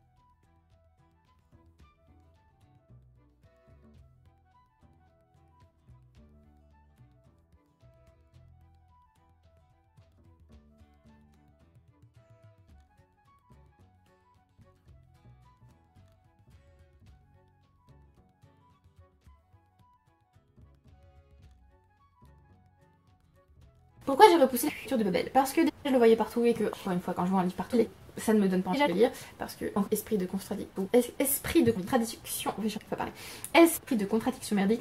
Quand je vois trop un livre, je sais que je vais en attendre trop et j'ai pas envie de le lire. Voilà. J'avais très envie de le lire quand même parce que c'est sur la traduction. Donc, évidemment, je crois que je l'ai ajouté même à mes listes avant même qu'il sorte parce que je me souviens du titre et du sous-titre. Je m'étais même demandé, mais An Arcane History, est-ce que c'est une non-fiction? Parce que du coup, le sous-titre complet, enfin le titre complet, c'est Babel of the Necessity of Violence, An Arcane History of the Oxford Translators Revolution. Et du coup, en lisant ça, je me suis dit, mais ça ressemble à une non-fiction. C'est voilà, le titre en fait me faisait penser à une non-fiction. Donc non, c'est pas une non-fiction, c'est un roman de fantasy. Et du coup, j'appréhendais parce qu'il était partout. Ensuite, on m'a conseillé de le lire parce que c'était en rapport avec la traduction. Et comme j'étais partie sur un master de traduction, je me suis dit, mais est-ce que c'est vraiment le moment pour moi de le lire? Parce que comme je suis dans ce master, peut-être que bah, je vais pas... Ça va pas... Ça va interférer, enfin, ça peut me refaire penser au boulot et du coup non. Bon, bref. Et donc, ce qui m'a vraiment décidé à le lire, c'est de voir qu'elle venait aux Imaginales. Donc, je l'ai lu. C'était un coup de cœur, c'était incroyable, c'était... Surtout, en fait, ce que je retiens de ce livre, c'est le génie de cette idée de comment fonctionne la magie dans cet univers. Je trouve que c'est génial. Et je pense que seul un traducteur aurait trouvé cette idée parce qu'elle est traductrice aussi. Et je pense que du coup, ça se voit dans sa façon de construire cet univers. C'est génial. Donc si vous ne voulez pas savoir c'est quoi cette espèce de magie, je vous mets un spoiler. En gros, l'argent gravure, je crois que ça c'est traduit comme ça en français, mais oui, la gravure sur argent et le fait que la magie fonctionne quand on lit les mots qu'on a écrits dans des langages différents sur cet argent. En fait, la magie est active ou s'active grâce à l'espèce de vide qu'il y a entre les deux mots, puisque quand on traduit, on sait très bien qu'on ne traduira jamais pleinement en fait. Il y a des mots qu'on ne peut pas traduire, ou en tout cas qu'on peut pas, enfin qui n'ont pas tout à fait le même sens.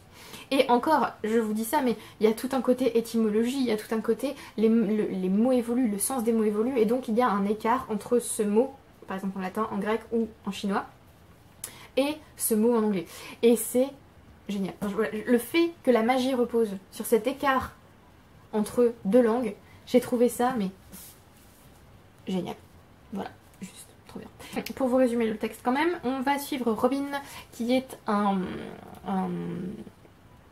enfant qui est né à Canton et qui va être emmené par le professeur Lovell à Londres. Et ensuite, il va devenir étudiant à Oxford, dans la tour de Babel, qui est donc spécialisée dans la traduction. Je ne vais pas vous en dire plus. C'était génial. C'était génial de suivre ce personnage. C'était génial d'avoir ce côté très très cosy et en même temps cette espèce de conflit dans l'esprit de Robin entre quelque chose qu'il a envie de vivre, qu'il a envie de garder, et un autre côté de lui-même qui se dit mais c'est de l'exploitation en fait, puisqu'on va aussi parler du coup de colonialisme et d'impérialisme anglais sur des colonies et aussi sur des pays étrangers qu'ils exploitent en fait, et notamment sur la Chine, puisque Robin est chinois, et donc il est ramené en Angleterre parce qu'il parle chinois, et surtout parce qu'il parle, il parle le cantonais à l'origine, et donc il va apprendre le mandarin, et c'est parce qu'il parle mandarin qu'il est ramené à Oxford et qu'il va être utile en fait au professeur Lovell, qui n'agit pas par charité d'âme évidemment. Et que vous dire, je n'ai pas fait de chronique, mais cette lecture est récente et j'ai beaucoup aimé, c'était très prenant, c'était bien écrit, le monde est très... Oui, c'est bien fait, c'est bien formé, on est avec eux. Nous aussi, en fait, à un moment donné, on va partager le conflit intérieur de Robin entre eux. Mais Oxford, c'est génial, et Babel, c'est génial, et mon Dieu, le côté très académique, presque Dark Academia, mais pas tout à fait. C'est quand même académique tout court, en fait, ici. Et ce côté académique, cette espèce d'esthétique académique qu'on voit un peu partout, d'ailleurs. Et qui est, oui, bah, qu'on associe au musique, qu'on associe à la littérature, qu'on associe à l'étude de la littérature et des langues, tout ça. Ça, voilà, c'est quelque chose quand même qui attire beaucoup certains lecteurs. J'allais dire certains tous les lecteurs, mais non, il y a donc des lecteurs qui sont pas attirés.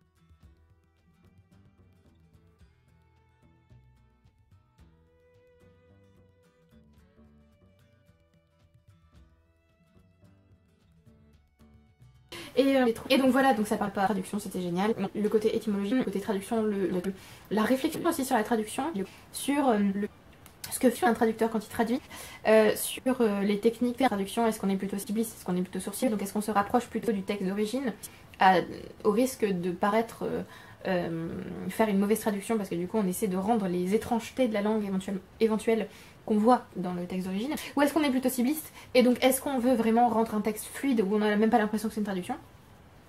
C'est un débat. Et du coup voilà, ça parle de ça, et ça parle de... Enfin c'était génial, voilà, c'était formidable. Je pense qu'on n'est pas obligé d'ailleurs de connaître quoi que ce soit à la traduction pour apprécier ce livre, parce que c'est juste un grand livre, c'est un très bon livre.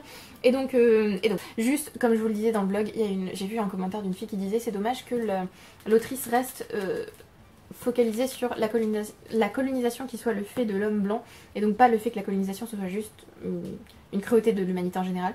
Et oui c'est vrai, mais ça fait pas... Enfin, c'est pas pour autant que le livre est moins bon.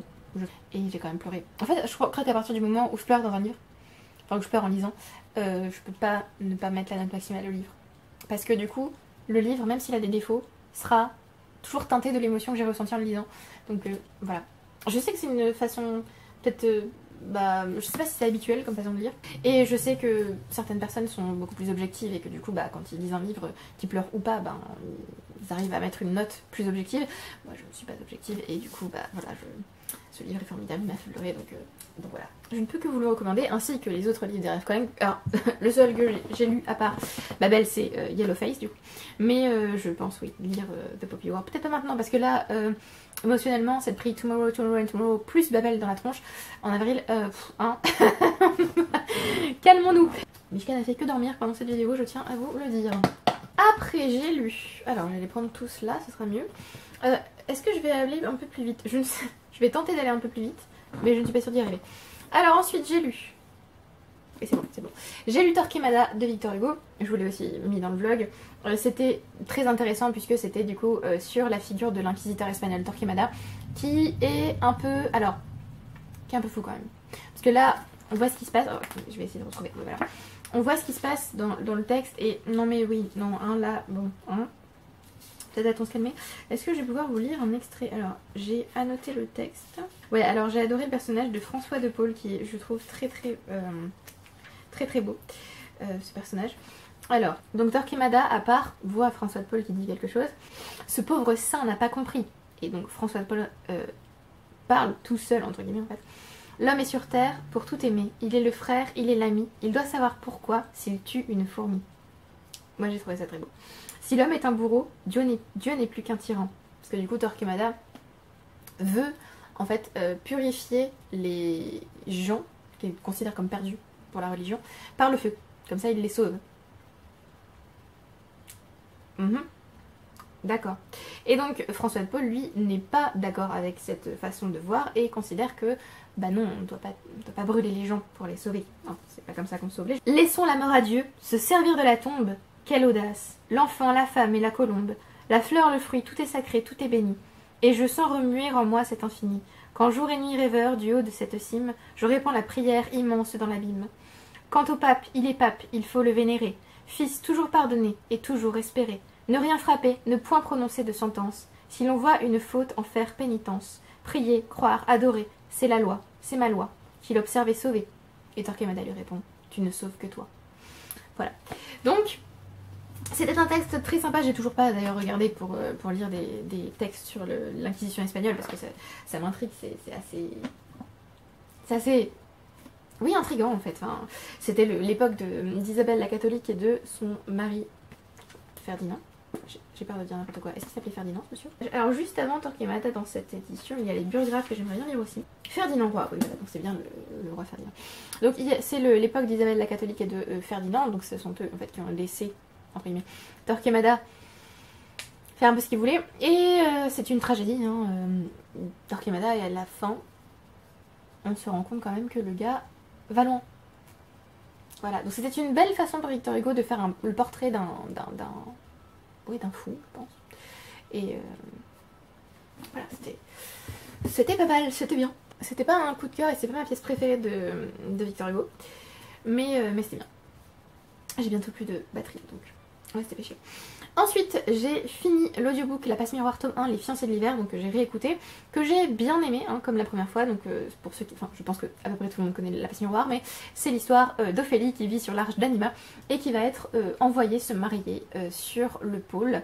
Elle ne comprend pas trop pourquoi. Et on est dans un univers avec donc des espèces de d'arches flottantes, parce que le monde a été brisé, il y a eu une fracture, ça s'appelle la déchirure je crois. Et on a des espèces de bribes un peu intrigantes. Et on a des esprits de famille sur chaque arche. Voilà, c'est sympa. J'ai aimé cette relecture du premier tome. J'ai trouvé que la voix de la narratrice parfois était peut-être pas... Voilà, j'ai pas toujours apprécié. Mais j'ai trouvé quand même qu'elle faisait un bon boulot. Et donc je continuerai. J'avais dit que j'allais lire le tome 2 en papier. Mais du coup j'ai commencé le tome 2 en audio. Et j'aime bien. Mais en fait j'ai plus d'heures d'écoute sur Spotify. Voilà. Et il n'est pas dispo ailleurs. Je pense qu'il est dispo sur Audible, mais j'ai plus de crédit Audible. Donc je vais devoir, je pense, le lire vraiment sur en papier. Et j'écouterai le tome 3. Parce que le tome 3, j'ai pas envie de le relire. De le relire en papier, je l'ai pas assez aimé pour ça. Donc voilà, je vais relire le tome 2 et réécouter le tome 3. Bref. Donc j'ai bien aimé ce tome 1. Et le but étant d'arriver jusqu'au tome 4 que je n'ai jamais fini. Ensuite, j'ai lu Girlfriend on Mars, alors dans cette édition, mais j'ai aussi l'édition française. Alors pour une fois, je trouve que l'édition française est quand même vachement mieux que... Enfin, la couverture française est vachement mieux que la couverture anglaise. Parce que... Il y a pire, il y a celle-là. Je trouve... Enfin, j'aime pas ces couvertures, je les trouve vraiment pas... Voilà. Pas ouf. Je vais tenter de vous faire un résumé sans vous spoiler. Donc je vais vous laisser celle que j'ai lue. Mais bon, sachez que du coup, voilà, la couverture française, je trouve, est vachement plus sympa.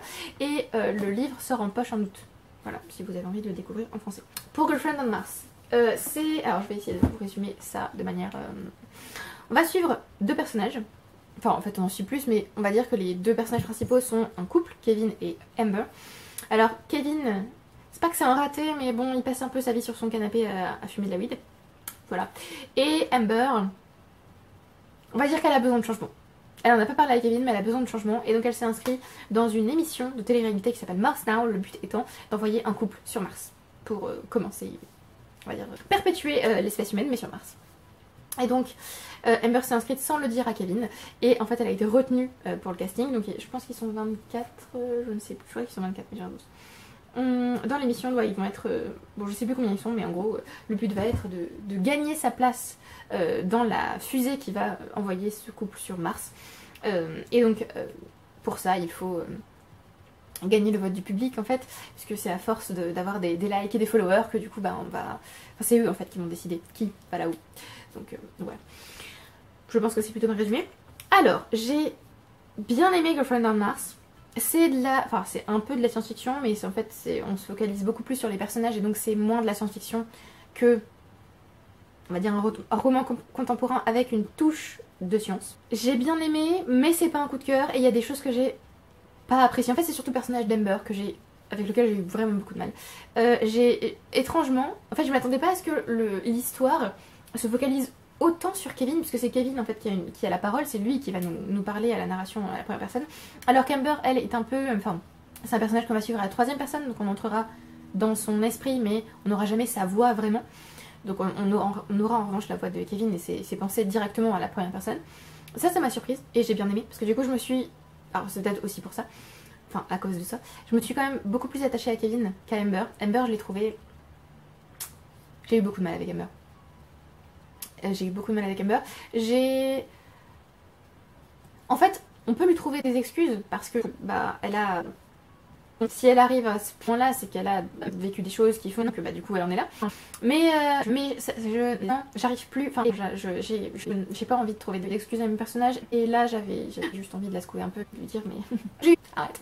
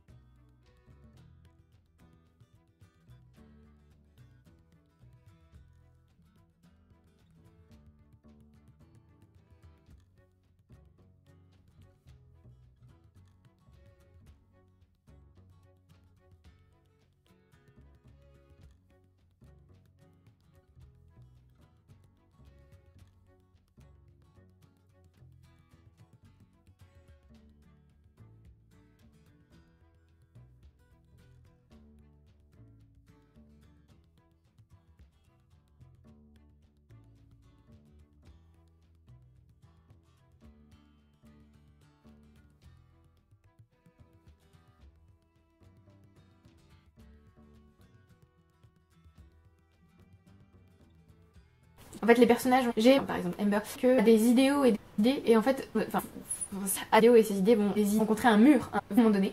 J'ai trouvé que c'était assez semblable et assez, bah, c'est aussi assez déprimé en fait. En fait ce livre vraiment m'a déprimé. Et c'est peut-être pour ça que je l'ai apprécié. C'était un bon livre, bien écrit, et les personnages sont bien formés. Bien l'intrigue elle aussi est bien formée. Rien que la fin m'est ultra déprimante.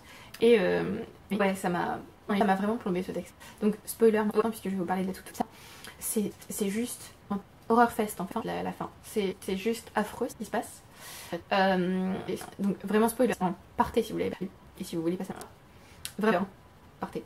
Amber va perdre son premier enfant. De manière horrible. Parce qu'on va assister à l'accouchement d'un enfant malné. Affreux. Et elle va contracter une tumeur. Et elle va mourir sur Mars en se rendant compte qu'en fait elle aurait dû rester sur Terre. Voilà, je crois que c'était juste un level beaucoup trop élevé niveau dépression. Donc non, hein, non. Ça m'a vraiment beaucoup déprimé ce livre. Mais oui, je reconnais qu'il est vraiment bah, bien écrit et c'est... Ouais, c'est bien fait. Enfin, il y a des moments où... avant tout cet Eurofest, hein, avant ça, il y a des moments où j'ai ri, il y a des moments que j'ai trouvé vraiment intelligents. J'ai aimé suivre en fait les différentes saisons de Mars Now. Et j'ai aimé aussi le passage avec comment il s'appelle déjà celui qui a fait Joff, voilà. Joff comment déjà j'ai oublié. Joff Task, c'est ça. Voilà. Le commanditaire de la fusée et celui qui a commandé en fait cette télé-réalité s'appelle Geoff Task. Il m'a fait penser évidemment à Elon Musk, j'ai envie de dire. Et il est... Enfin ouais, c'est un personnage qui est parfois idéalisé par certaines personnes et quand on le voit en vrai on se dit waouh mon dieu non. Donc ouais, c'était vraiment bien. Mais en fait le côté ouais, déprimant m'a vraiment plombé. Donc voilà. Mais je le recommande quand même parce que je pense qu'il peut plaire. Ensuite, j'ai pété un câblos et j'ai lu toute une série de mangas. Alors je suis allée en une journée à Évreux et il y avait un Gilbert. Oui, alors pourquoi je vais à Gilbert quand je suis dans une autre ville? Parce que je l'ai vu et je me suis dit, allez. Alors en ce moment quand je vais en librairie, je suis juste déprimée parce que je ne peux pas acheter de livres. Donc je ne vais plus en librairie. Et là je me suis dit, non, on va quand même y aller. On sait pas, peut-être qu'on trouvera un livre qui va... Voilà, qui va... Et j'ai effectivement trouvé les 2 derniers tomes de Reine d'Égypte. C'était les 2 tomes qui me manquaient, je les ai trouvés d'occasion, j'étais trop heureuse. Du coup, bah, je me suis dit c'est le moment de lire tout Reine d'Égypte. Donc je vais vous montrer chaque tome en vous en parlant. Alors du coup, je vais pas vous parler de chaque tome individuellement parce que comme j'ai lu toute la série d'un coup, bah, je ne me souviens plus de chaque tome individuellement. Mais c'est une super série de mangas je trouve, qui rend hommage à Hatshepsut. Puisque le but là va être de nous montrer en fait son ascension jusqu'au trône de Pharaon. Et alors c'est fictionnalisé évidemment parce que du coup on ne sait pas en fait si ça s'est passé comme ça, sachant que enfin j'ai lu à la fin en fait il y a des Anubis c'est tout, et donc à la fin l'autrice Shi Inudo va nous parler de The Woman Who Would Be King de Karakuni, donc je pense qu'elle l'a lu et donc je pense qu'elle s'est inspirée de Karakuni pour écrire son texte, et donc c'est pas tout à fait cohérent historiquement parce que bah, on ne peut pas savoir en fait si tout ça a eu lieu, mais c'est hyper prenant, hyper touchant, et j'ai pleuré. J'ai pleuré. Alors parce que du coup, oui, on va jusqu'à la mort d'Hatshepsut. C'est pas un spoiler. Hatshepsut est morte il y a plusieurs millénaires, donc. Mais donc on va jusqu'à sa mort. Et oui, j'ai pleuré en lisant sa mort, ce qui peut paraître ridicule parce que c'est une reine, encore une fois, qui a vécu il y a des millénaires. Mais en fait, elle va plus loin à la fin. Elle va plus loin que juste sa mort, entre guillemets. On va, comme je vous en ai parlé en vous parlant de Woman Who Would Be King, on va parler aussi de martèlement de ces monuments et du fait qu'elle sera effacée de la mémoire. Et j'ai trouvé ça juste ultra touchant, la façon dont elle le montre, et le fait aussi que du coup, alors Hatshepsut a été effacée de la mémoire, mais ben, elle revient, voilà, là. Et voilà, j'ai trouvé ça juste trop beau et ça m'a touchée. C'est encore une fois, donc je vous le disais, fictionnalisé parce que du coup l'autrice a décidé de faire des choix sur ce qui s'est passé pour certains personnages. Donc il y a des personnages qui meurent, elle va aussi faire le choix de montrer Hatshepsut ou de faire à Hatshepsut des choses, on n'est pas sûr qu'elle l'ait fait, mais ça donne un récit cohérent de la vie de cette femme. Et puis après, si on veut en savoir plus, on lit des livres sur elle, enfin des livres d'historien je veux dire, parce que là du coup c'est de la fiction, c'est normal que ce soit fictionnalisé, et du coup voilà, j'ai juste beaucoup aimé, ça nous montre l'Égypte antique de manière... Alors, de manière encore une fois fictionnalisée, peut-être un peu idéalisée, je ne sais pas, mais dans les parties Anubis c'est tout, elle nous révèle des choses en fait sur l'Égypte antique que je ne savais pas du tout, et ouais c'est intéressant. En fait j'ai appris des choses, j'ai été touchée, j'ai lu la vie d'Hatshepsut de manière fictionnalisée comme je le voulais ici, et les dessins aussi sont très beaux. Alors je vais pas vous montrer ah ouais il y a une scène qui m'a... Ouf, mon dieu, non je vais pas vous montrer ça, c'est la fin. Je vais vous montrer dans le tome 1. Voilà, j'ai trouvé que c'était vraiment beau en fait les graphismes, je trouve que c'est très beau, voilà. Voilà. Voilà, donc je trouve que cette autrice dessine très bien et écrit très bien. Et donc oui, donc voilà, je ne sais que vous dire de plus, je ne peux que vous recommander cette série. Alors sachez par contre que c'est une série pour adultes parce que ben on est dans l'Égypte antique et donc il se passe des choses, comment dire, les pharaons et les reines d'Égypte étaient frères et sœurs par exemple, donc bon oui il y a de l'inceste dedans. Il y a aussi des scènes où on voit ben, des relations sexuelles, il y a des femmes nues souvent. Moins d'hommes d'ailleurs, on voit pas vraiment d'hommes nus, mais c'est surtout des femmes. Et voilà, il y a des danseuses, enfin il y a... Voilà, donc c'est pour adultes. Donc voilà, ne faites pas dire ça à un enfant de 5 ans s'il vous plaît. Voilà, c'était... Attendez, plus tard. Mais voilà, c'était... Bah du coup série que j'ai fini. Et incroyable. Moi.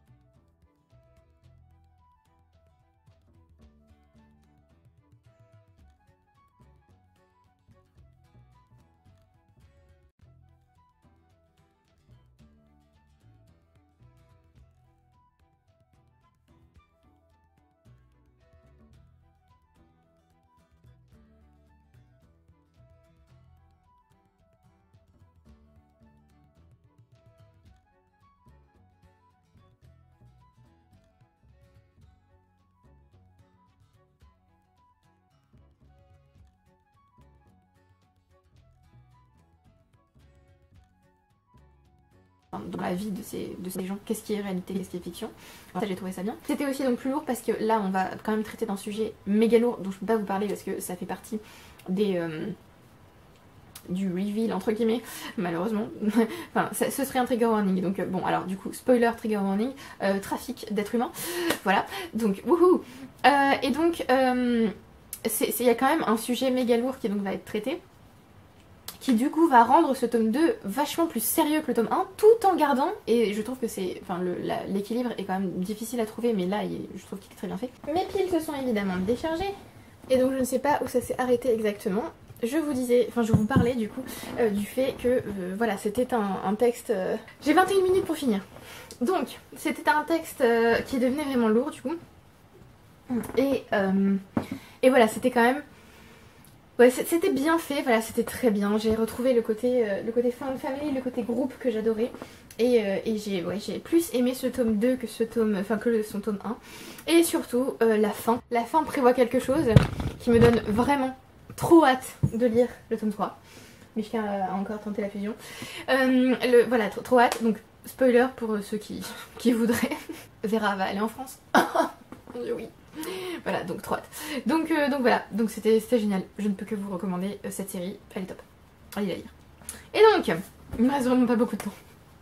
Donc j'ai aussi lu alors 2 livres qui sont en rapport avec les Imaginales puisque les 2 auteurs sont présents et donc je veux leur faire dédicacer ces livres. D'abord un chef-d'œuvre de la science-fiction de Nicolas Allard, qui est donc un professeur de français, essayiste, qui a écrit donc sur Dune. Alors c'est majoritairement sur le tome 1 mais il y a aussi un spoiler pour le tome 4 et un spoiler pour le tome 3. Donc si vous n'avez pas lu Dune déjà ça spoil tout. Mais si vous n'avez pas lu la suite, donc les tomes jusqu'au 4 au moins, ça vous spoil aussi. Donc voilà, je préfère vous prévenir. C'était vraiment très très bien, j'ai beaucoup aimé l'analyse qu'il fait de Dune, j'ai trouvé ça très intéressant en fait. Il parle non seulement de Dune le livre, mais il parle aussi de l'adaptation et des difficultés d'adaptation, ce qui est du coup très intéressant. Il a sorti son livre après la première partie de Dune par Denis Villeneuve, mais avant la deuxième partie. Et donc c'était l'édition. Alors il est sorti en 2020 ce livre. L'édition poche est sortie en 2023 et donc le texte a été augmenté. Je pense que entre temps, c'est parce qu'entre temps le film de Denis Villeneuve est sorti, je ne sais plus quand il est sorti. C'est pas 2021. J'ai un gros doute. La meuf, il lui reste 21 minutes, elle va chercher Dune sur. Non mais vraiment, insupportable. C'est quand tu veux. Dune. Il est sorti en 2021, oui. Donc je pense que c'est pour ça qu'il y a eu une édition corrigée, éventuellement. Sachant que la deuxième partie est sortie en... J'ai vu tellement de fois Dune, c'est n'importe quoi. La deuxième partie est sortie en 2024, oui. Donc comme l'édition corrigée a été sortie en 2023, ça n'a pas intégré la deuxième partie. Il parle de l'écriture de Dune, ce qui est très intéressant. On en apprend beaucoup aussi sur l'auteur, donc Frank Herbert, et sur son fils Brian Herbert. D'ailleurs, on m'a beaucoup dit de mal des suites qui ont été écrites par le fils. Mais en fait, lui m'a donné envie de lire 3 livres qui ont été écrits par le fils. Donc je les ai ajoutés à ma wishlist. Alors, ces livres sont, je vais donner les titres français, Le Duc de Brian Herbert et de quelque chose Anderson. Donc qui se concentre sur le duc Leto, le frère bien sûr, non, le père de Paul. Il m'a aussi donné envie de lire Sisterhood of Dune sur les Bene Gesserit, donc en lien éventuel avec la série sur OCS qui est sortie, Prophecy, que j'ai toujours pas regardé et qu'il faut que je regarde. Et aussi The Butlerian Jihad, le djihad butlérien.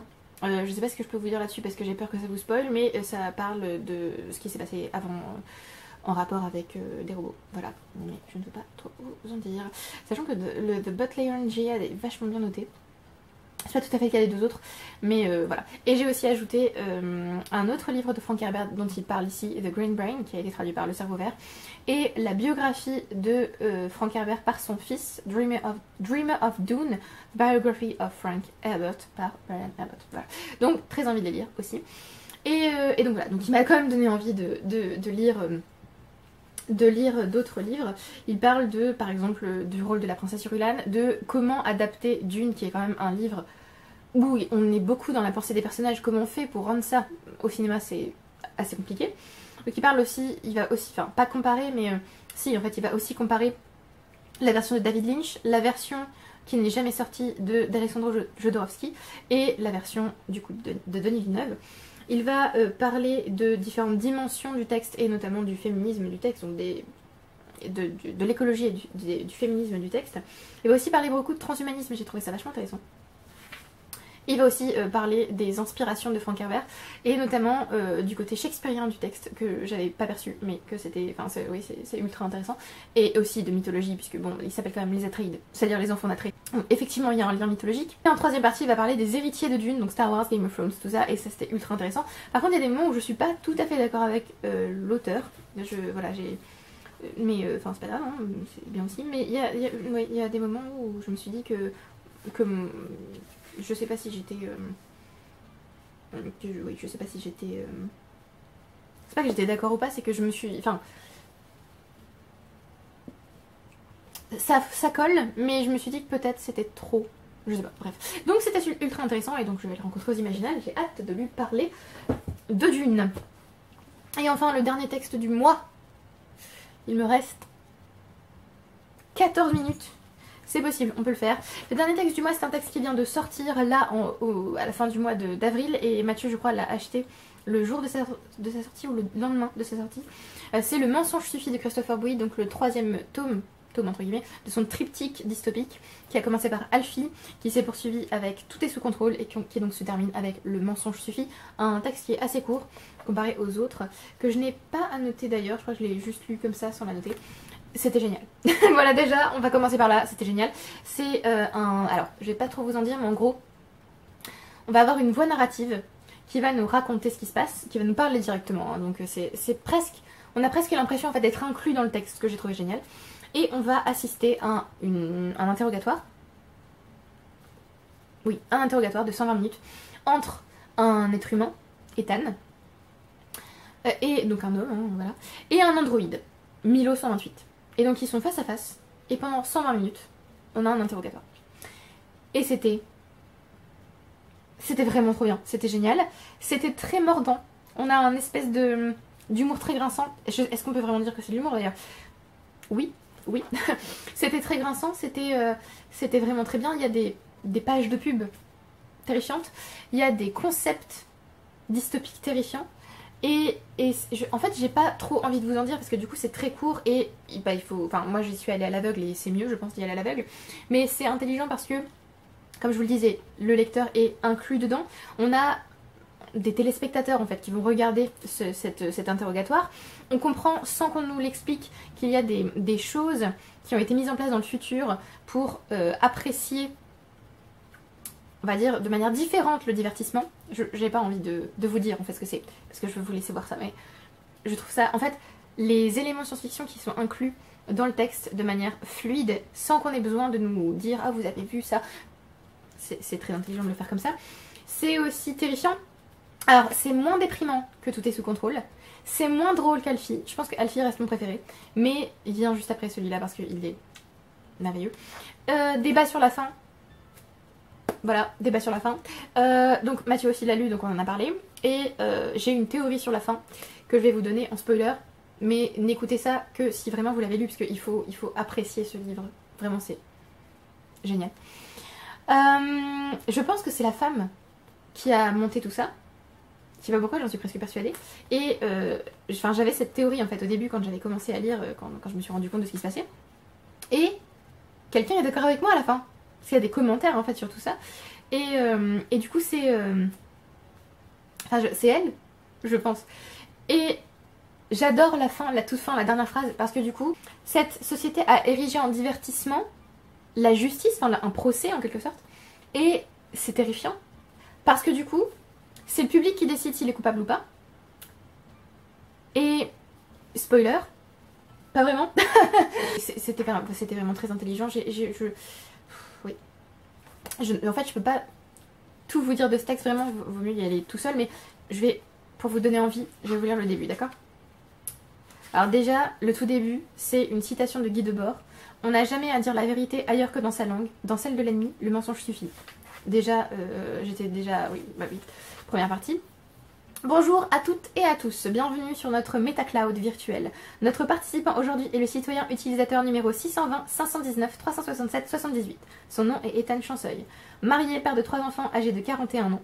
La valeur nette de l'existence d'Ethan est estimée à 53 611 crédits. Nous assistons en direct à la 68e émission depuis le début de l'année 2143. L'année 2143, je vous le rappelle, est sponsorisée par les semelles rétractives à mémoire de forme Smellflex. Un bandeau informatif s'affiche dans le coin supérieur gauche de votre champ visuel connecté. Les 100 premiers citoyens utilisateurs qui cligneront se verront offrir une année complète de chaussures optimisées sponsorisées par Smellflex. Avec Smellflex, c'est une expérience de marche inédite et digitale qui vous attend. Ne passez pas à côté de cette occasion et clignez vite. Et voilà, donc ça c'est le début. Génial. Rien qu'avec ce début, l'auteur a mis en place le fait que donc un présentateur va nous raconter l'histoire. En fait, en gros, l'interrogatoire, le dialogue va être intégré dans cette histoire cadre de ce présentateur qui nous parle directement. On nous parle de MetaCloud virtuel, on nous parle de citoyen utilisateur, ce qui veut dire qu'en 2143, la société a évolué de manière assez plus portée sur la technologie et plus portée sur la consommation technologique. On a ce personnage qui paraît tout à fait ordinaire, Ethan.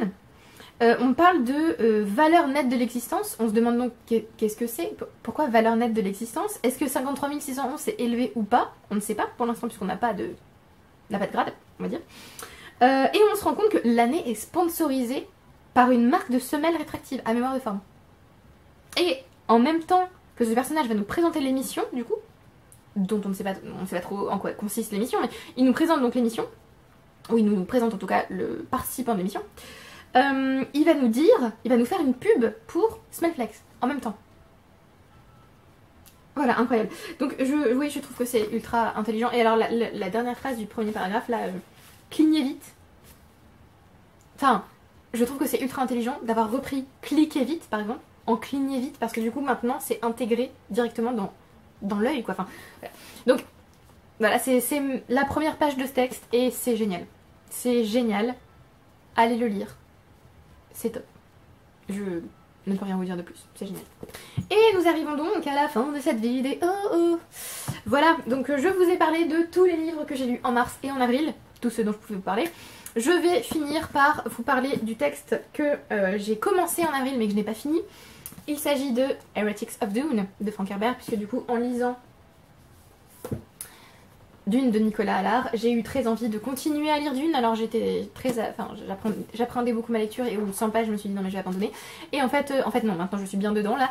Donc voilà, je voulais le finir en avril pour qui compte pour avril et pour me concentrer sur autre chose en mai. Mais voilà. Je vais le finir début mai et on pourra se concentrer sur autre chose. Mais voilà, j'ai très envie de finir la série Dune complète cette année. Et là pour l'instant, je comprends pourquoi on peut ne pas du tout aimer Heretics of Dune. Parce qu'il y a des éléments... voilà. Mais j'aime beaucoup. En fait, j'ai été... Enfin, il y a un moment là où j'ai été agrippée par le texte. J'ai retrouvé l'écriture de Frank Herbert. J'ai retrouvé sa construction de personnage. Et du coup, là, oui, je suis bien dedans. Il y a des personnages qui me saoulent et que j'ai pas envie de suivre. Mais je suis quand même bien dedans. Donc voilà, c'est la fin de cette vidéo qui était très longue. Certains d'entre vous m'ont dit qu'ils aimaient les longues vidéos. J'espère que vous aimerez celle-là. Je vais vous faire une autre vidéo. Alors je sais pas si je vais vous la faire maintenant, je pense que oui. Mais étant donné que j'ai d'autres piles à charger et que je n'ai plus de carte mémoire, on verra. Mais voilà, j'étais contente de vous parler. J'étais contente de vous faire ce bilan. J'espère que vous avez passé un bon moment avec moi. J'espère que vous aviez prévu à manger et à boire. et voilà, oui, j'espère que vous avez envie de lire ces livres, vous aussi. N'hésitez pas à me dire ce que vous avez lu en mars et en avril. Merci à ceux qui aiment, qui commentent et qui s'abonnent. Et je vous retrouve bientôt pour une prochaine vidéo. Bye!